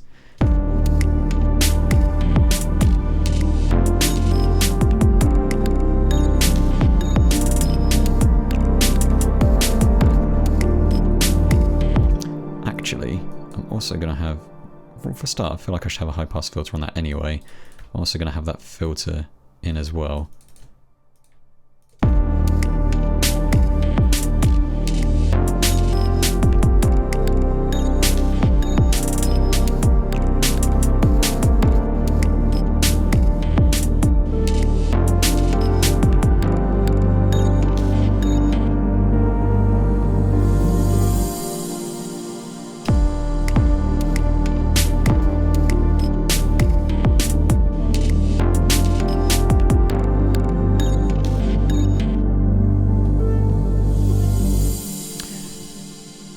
Cliff04 says, what version of Reason are you on now, Adam? I'm using Reason 11. I've been using it pretty much since release. It's really, really good. I must admit, I was kind of in the camp of people who thought that there wasn't really enough added to Reason 11 to really excite me, because I personally haven't used the Reason Rack plugin a whole lot. I actually went into this a little bit last week. For people who do use the Reason Rack plugin, it must have been a monumental addition. I can see the possibilities there, but I'm still using Reason standalone. I can't see myself moving on from that anytime soon. But since they've released it, they've kind of done what they did with Reason 10, which is introduce a bunch of stuff after the release. So you've got all these players making an appearance, and also the workflow improvements, although they may seem slight on the surface, are actually incredibly useful, and I've been using them quite a bit here. So things like being able to highlight notes and move them around. It's a little thing, but it saved me so much time by being able to do that. And being able to do the same with octaves by using another shortcut, and just little things like that, and also automation curves. That's something that seems kind of quite slight on the surface, but I use them all the time now because they're implemented in such a sensible way. You just drag it, and there you go. There's a curve. It's great, and I use that all the time now. So it's lots of little things like that, and I'm using Reason 11 Suite, which includes a whole bunch of extra stuff as well. So. But I think for me, the kind of big attraction now are the players they've introduced, and Beatmap is really, really cool. If you saw last week's stream, then you'll know I totally abused that last week and used players on everything, except for a couple of Matrix devices for little melodic parts, and it's really, really good. It's absolutely worth the upgrade now, in my opinion. It's definitely come quite a way since release, and it's great. It's great. It's less content packed than Reason 10, but the workflow improvements for me have been incredibly useful. So on that front, it's definitely been worth it for me. But your mileage may vary. I'm not here to sell you on Reason, but I really like Reason 11 now. It's grown on me in a big way.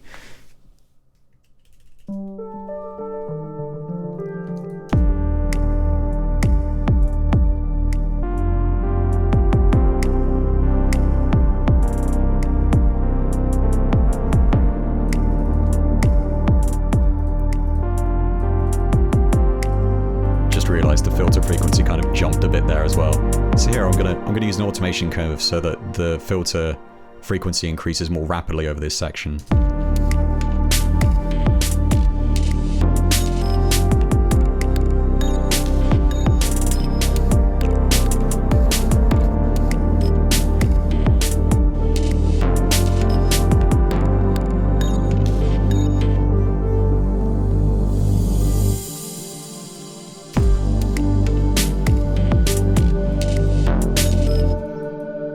So I think I'm going to have this same part repeat, but I'm going to introduce a couple of extra elements, add some more percussion, play that out for a couple of bits, then I'll probably round off the track and start tweaking what's there, I think. So I've got a really, really rough arrangement here. Like, it is rough, but I'll coax it into something a bit more sensible in a second, I think.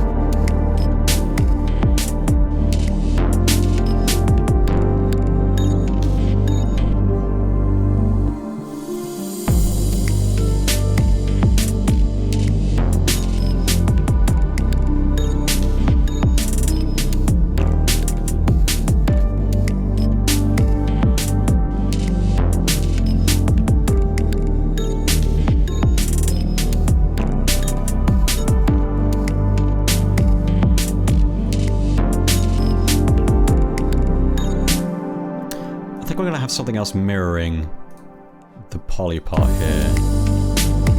Well, I'm going to add some extra percussion, like just some extra hats, just to kind of accent this section, just so I can kind of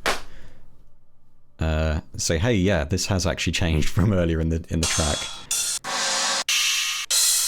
Nope. Let's have.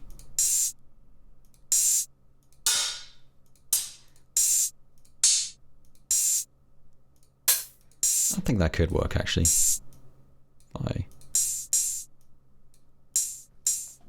Yeah. Just have something nice and simple. Just kind of.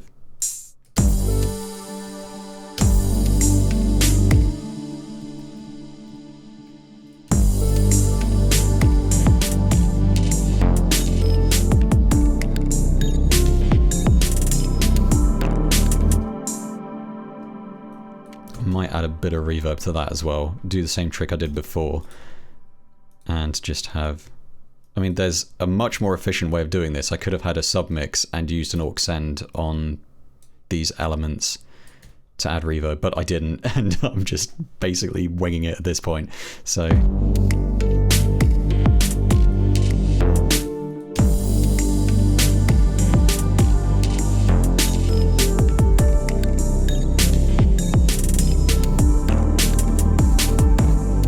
So yeah, the polarizer is kind of squashing things a bit much for my taste at the moment, I think, so I've taken that back.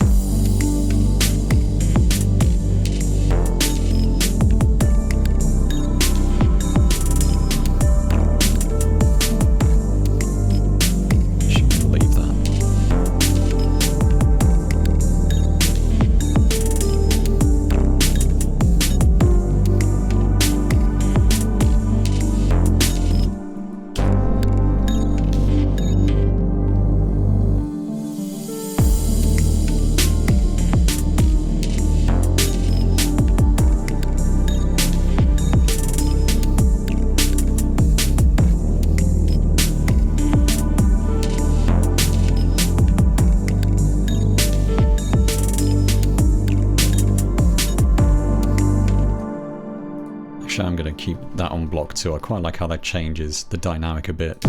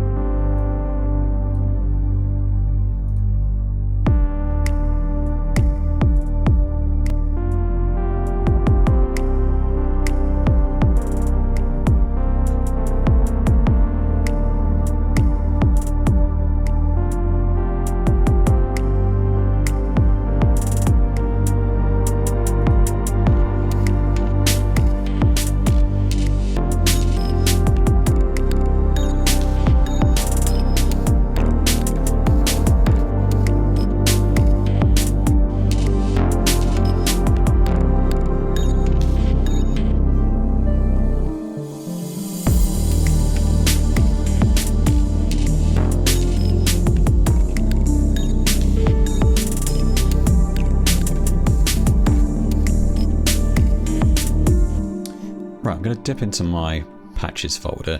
I've got a rough idea of what I want to try. One thing I've started doing since last week, in fact this might be a perfect time to bust these out, is I've started using Nostromo more, and I've been creating a bunch of patches using the randomized patch function and then tweaking them into something usable and saving the useful ones. So I think I might bust one of those out. So there's this one called Dark Space, and I might throw that into this section here and just, there's like a sort of little flourish.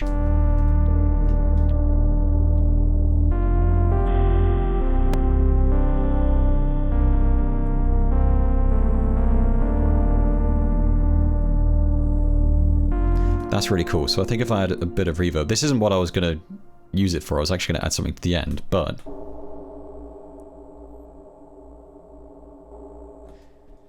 so yeah, I'm just going to add some reverb to that and just have it as like a little atmospheric effect during this section here. I don't want to overdo it by just throwing things in. I'm trying not to go too crazy with the devices here, but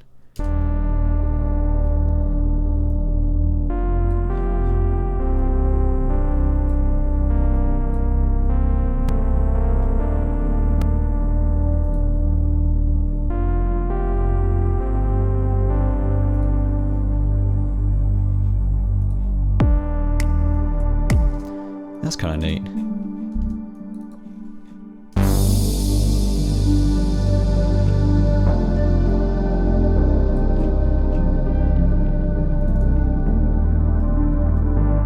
I'm just going to call that texture. I'm going to have that filter in during that bit there, and then filter out again as it progresses.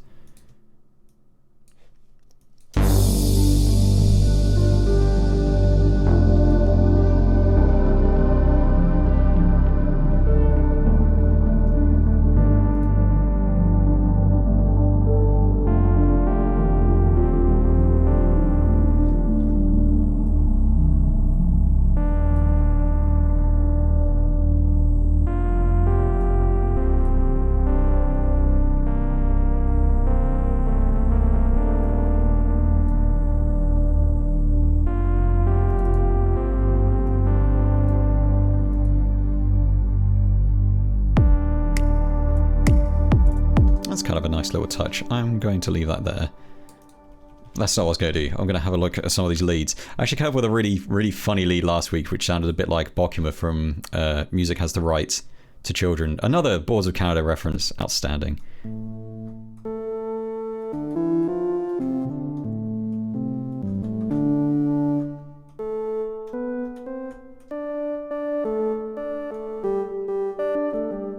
I'm not going to play that because I don't want to get a copyright strike when I put this on YouTube, but, you know, it does sound a bit like Bokuma. Yeah, gonna leave that. Yeah, if I get a copyright strike because of that, I'm going to be super annoyed.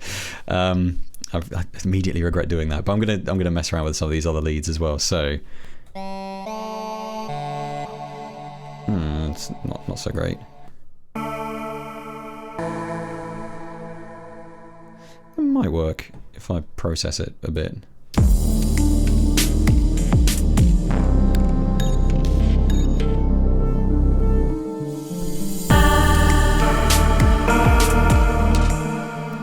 Something like that.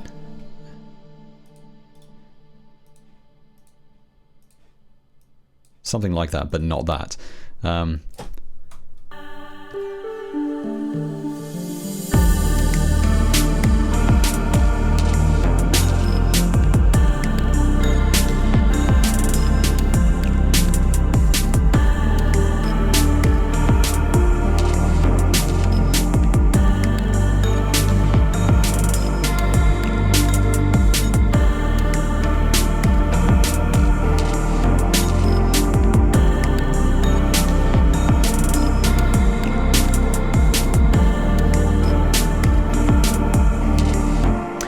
Okay, I quite like how that turned out. Again, random patch that I made using Nostromo. I tweaked it a bit. I think originally I had the attack cranked way up, so it was more of a pad. I was like, oh, that sounds kind of voicey. So, yeah, I really, really like Nostromo. It's great. At the moment, I seem to be using it by just randomizing patches and then tweaking the good stuff that comes out. But I should probably delve into it more as a just general sound design tool, really. It's really good. So yeah, definitely check it out. Rob has said Nostromo only $59 in the reward section at the moment. If you have reward points, it's a bargain. Yeah, check it out. I got it with Synthetic Rig 3, which I upgraded to from Synthetic Rig 1, which was a crazy good deal. So yeah, it's good. So anyway, I'm going to record this.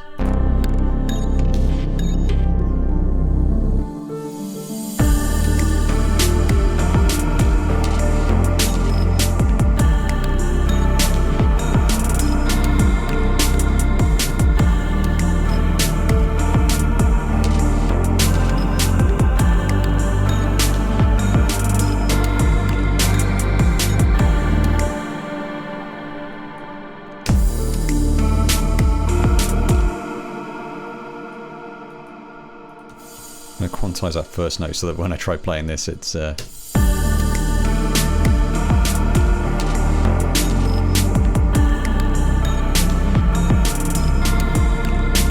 fact, I'm just going to quantize a lot because it's a little sloppy in places.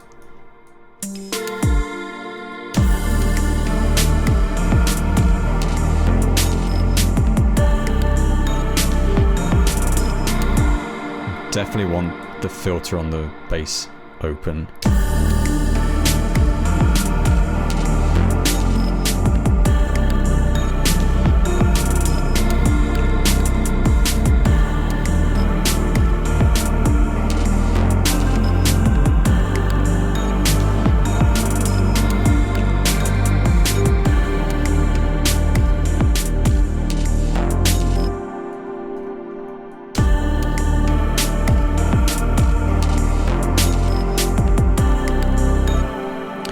Actually, I'm going to have those keys play on the way out, I think.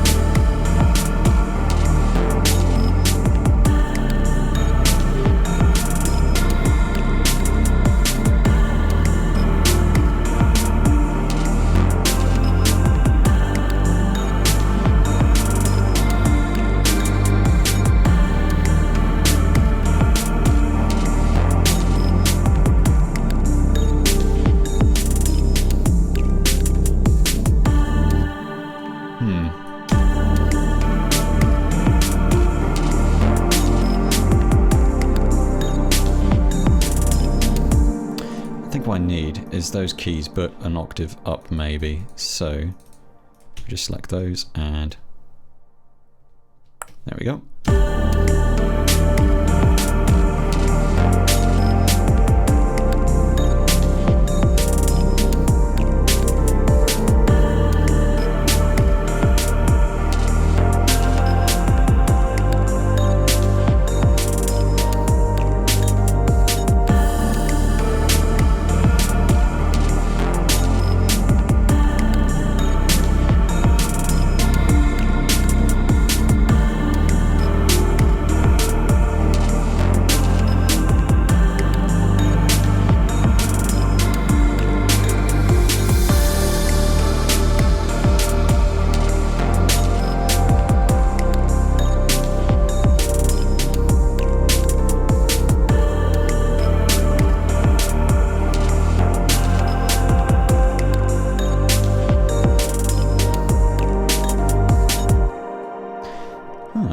I kind of like that.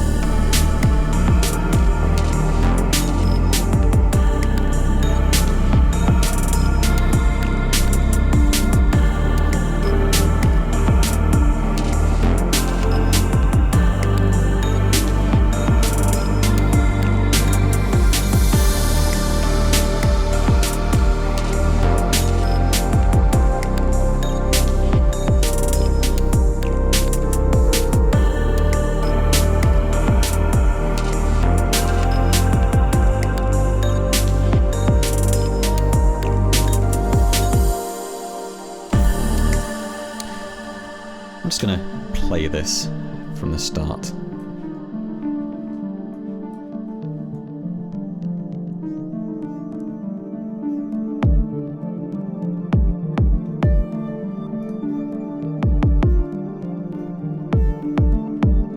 I don't think I'm going to have those loose kicks right at the start.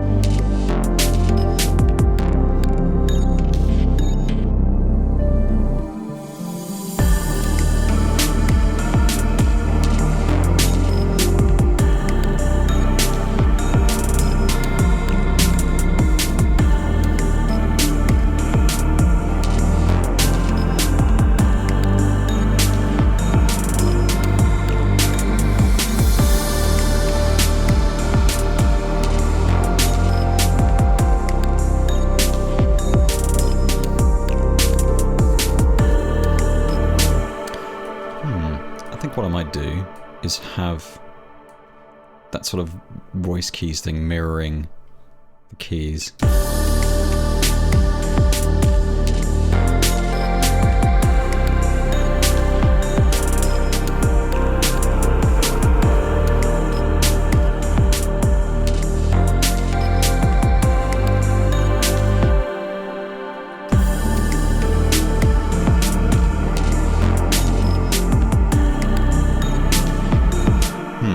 Still not entirely sold on this arrangement. I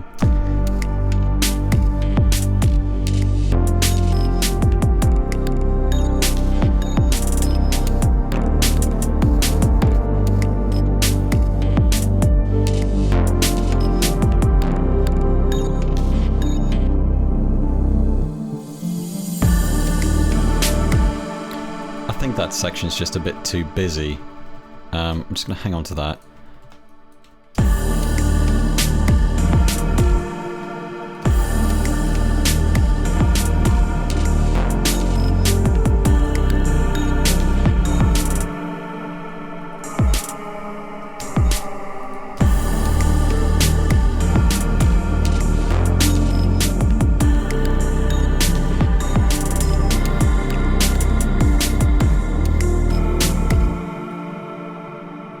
Deleted the wrong thing. Whoops.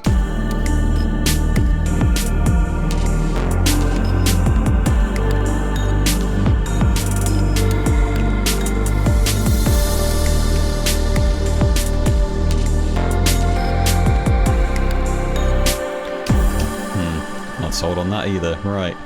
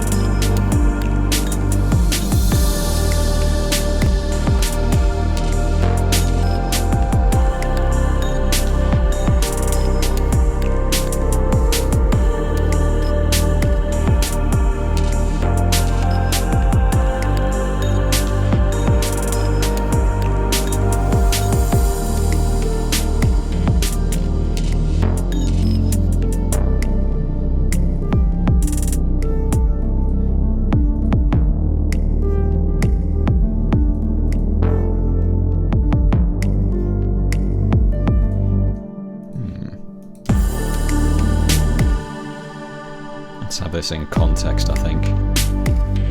There's nothing more infuriating than getting to a point in a tune where you're kind of happy with what's there, but the arrangement just won't sit well with you. Sometimes all you need to do is just have a little break and come back to it, and you'll be like, yeah, I can move this thing here and this thing here, and the arrangement works. And I don't know why I was overthinking this, but I'm currently at the point where I feel like I'm sort of headbutting a brick wall. I'm like, okay, I can make this work. I can make this work. But anyway, I'm gonna persevere. Unfortunately, it's not a huge amount of fun to watch me just moving bits around and seeing what works. But I hope something pops out and it works. But we'll see. We'll see.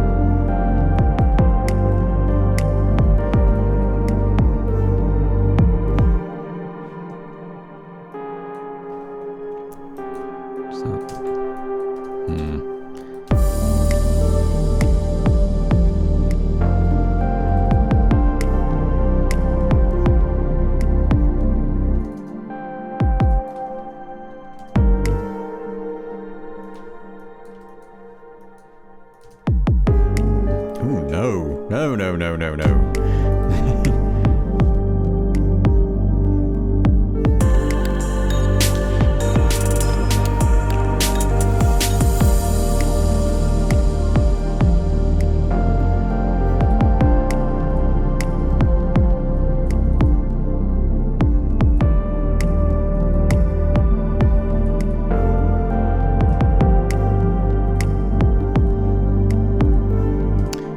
Automated the wrong thing. That was silly.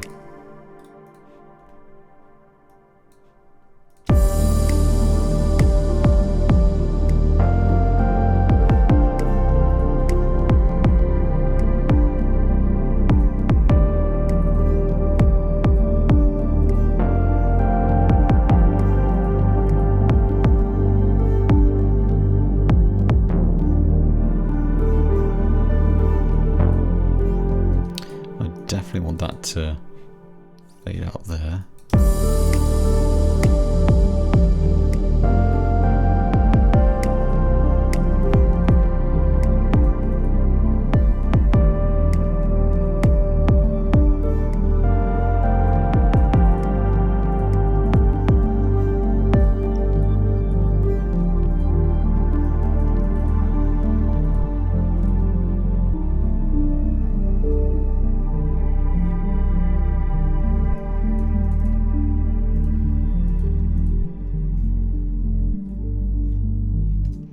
That's alright.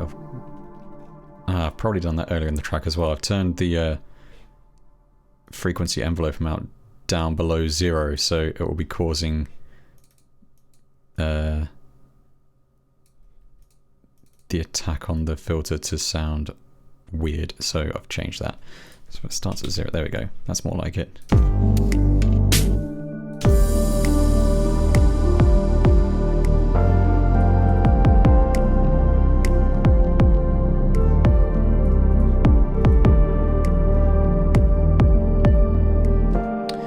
How about an even more stretched swoosh at the end? I might give that a go, you know? That's not a terrible idea. Or the actual bin closing for the thrown away tissue in an isolated state. I might give that a miss. I like the idea. It's very creative, but I'm good. I'm good. I like the stretched swoosh idea though.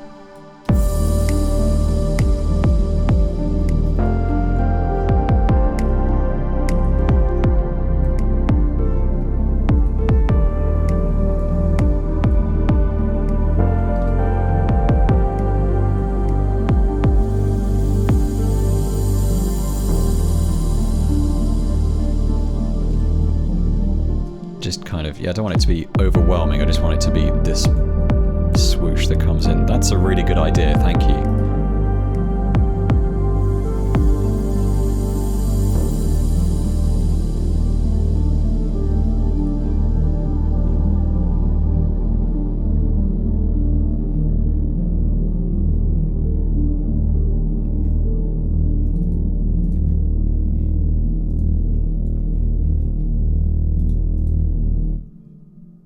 Do want the bass to actually properly fade out because the filter just closing is just, it's not really doing it for me there.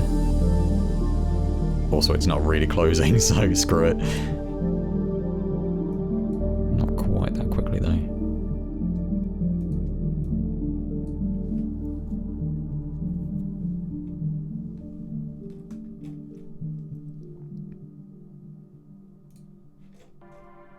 I knew that was going to happen. Right.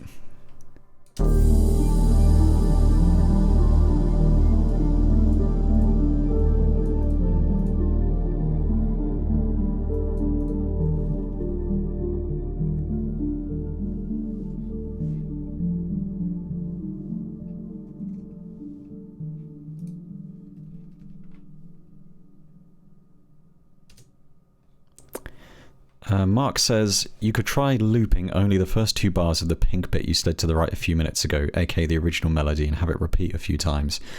I'm not entirely sure if I'm following. Do you mean this section here?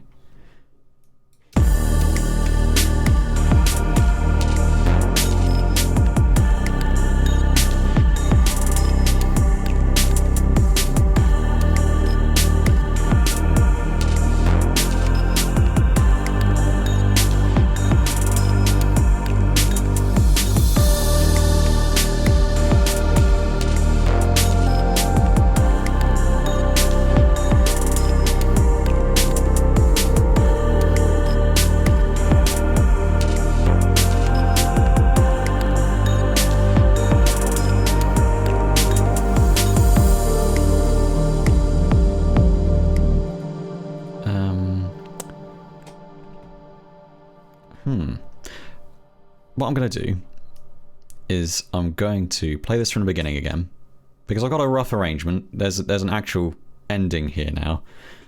It had the triplets. I think the problem is I keep screwing around with this and I can't remember which bit's which. Unfortunately, I think I may have consigned that somewhere else, which was bound to happen. What I'm going to do is I'm going to play this from the beginning and then come back and go through the arrangement and mess around with it.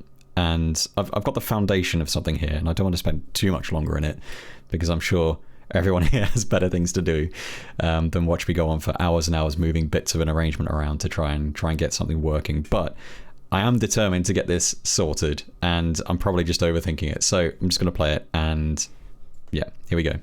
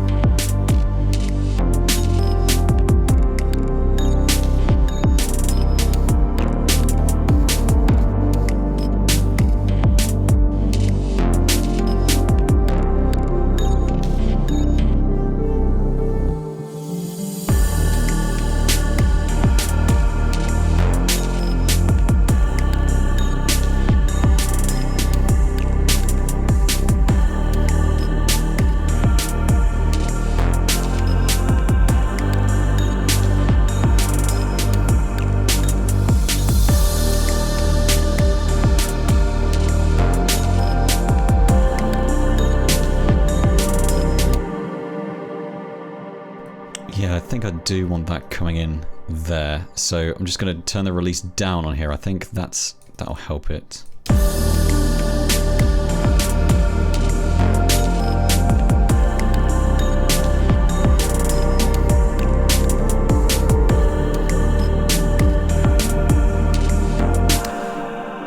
I'm not entirely sold on that voice kind of bit.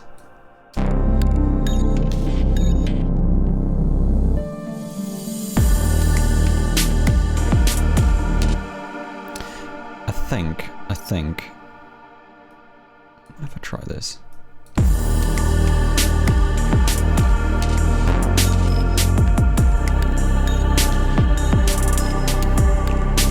Yeah, it has kind of more of a ethereal feel to it, which is interesting because when I created this patch originally by randomizing it, the attack was longer. So if I just left it alone when I created this patch, it probably would have sat better with me. That's the way it goes, I guess. Oh dear.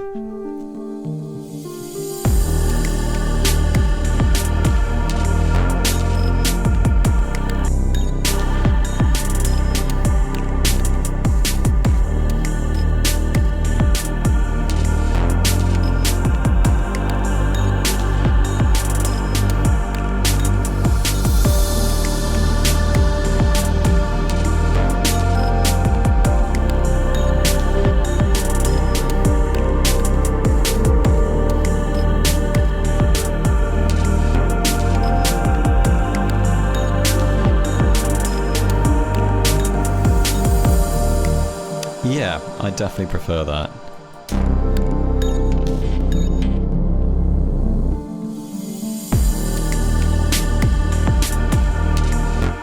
Something else I wanted to experiment with was adding some kind of a loop here, like a breakbeat or something. So I'm going to just have a quick look in loop supply.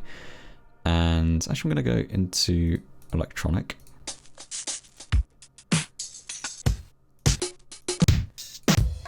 I think I'm in the wrong place. Actually, just thinking that might be nice as an accent.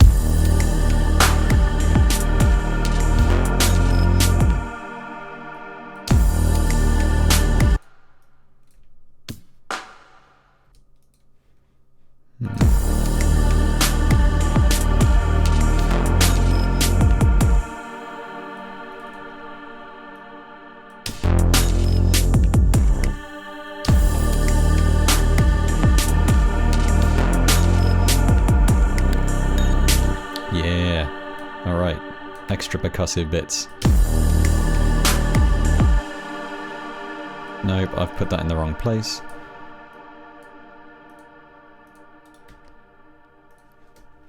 Right.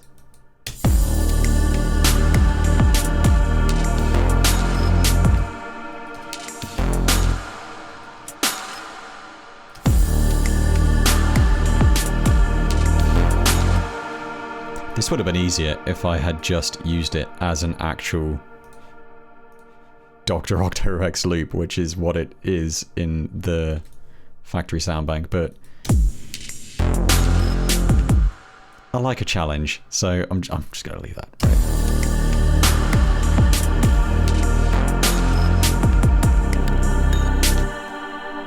Right. Oops.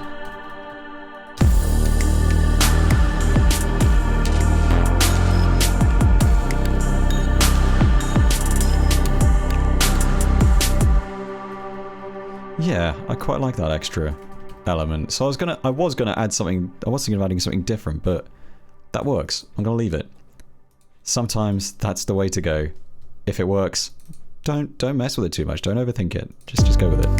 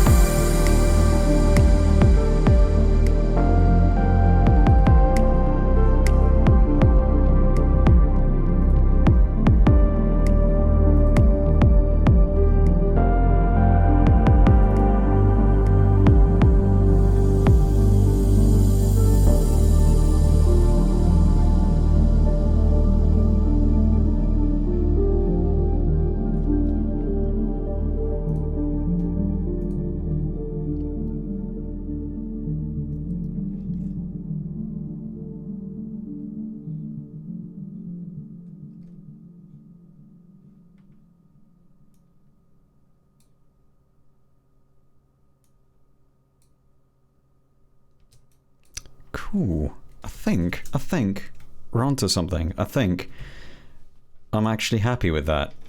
So, I'm going to play it from start to finish and see if there's anything I want to add, but I think I'm just about ready to wrap this up. So, here we go. From start to finish, isolated as it is before I tweak it tomorrow after a break. So, here we go.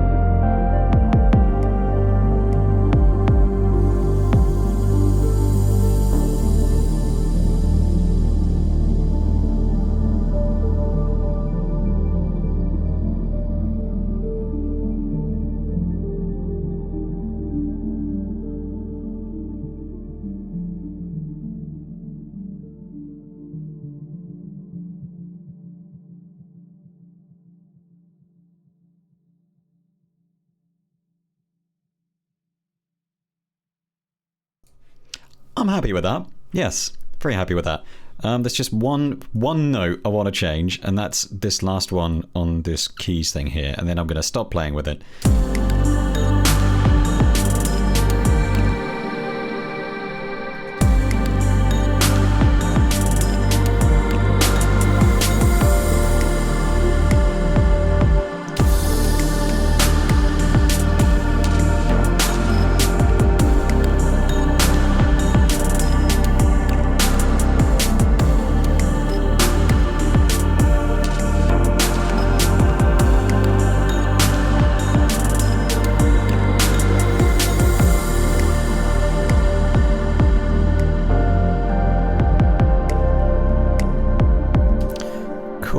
yes, I'm happy with that. I'm going to save it and call that a day.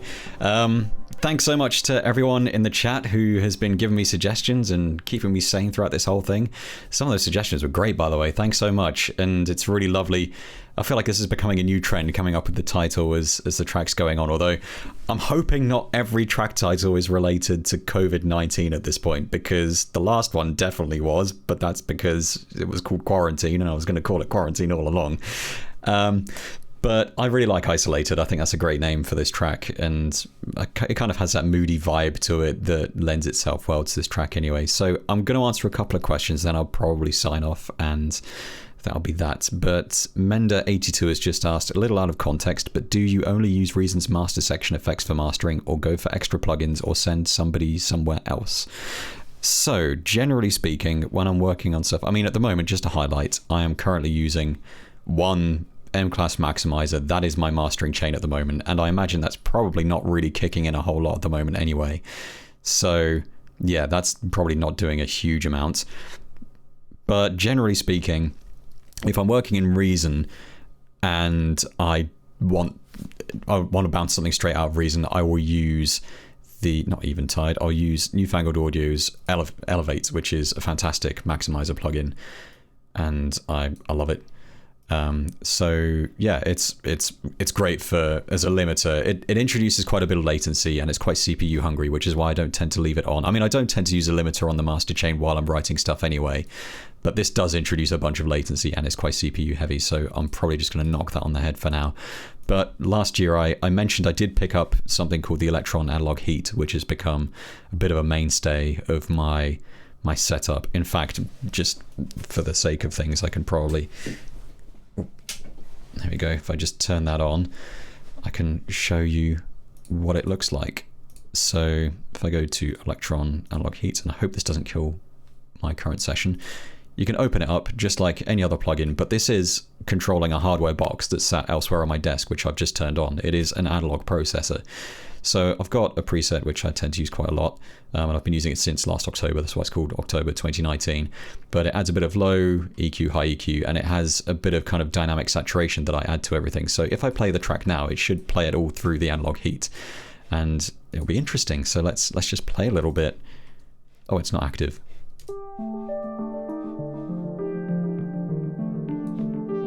Just going to play a bit later in the track so you can hear the difference, or hear what it's doing.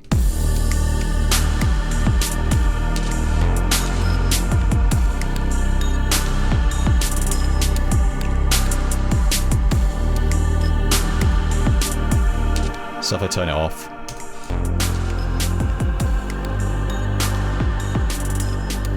and on again.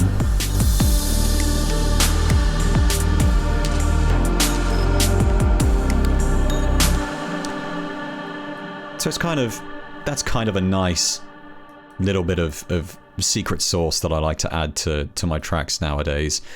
So it's generally Analog Heat and Elevate are the two main devices I'm using in my post-mix chain. I don't tend to refer to it as mastering because I'm not really mastering stuff. I'm just applying a couple of post-mix effects. If I'm mastering an entire project, I will probably do that entirely in Studio One. And oops, just punching my microphone.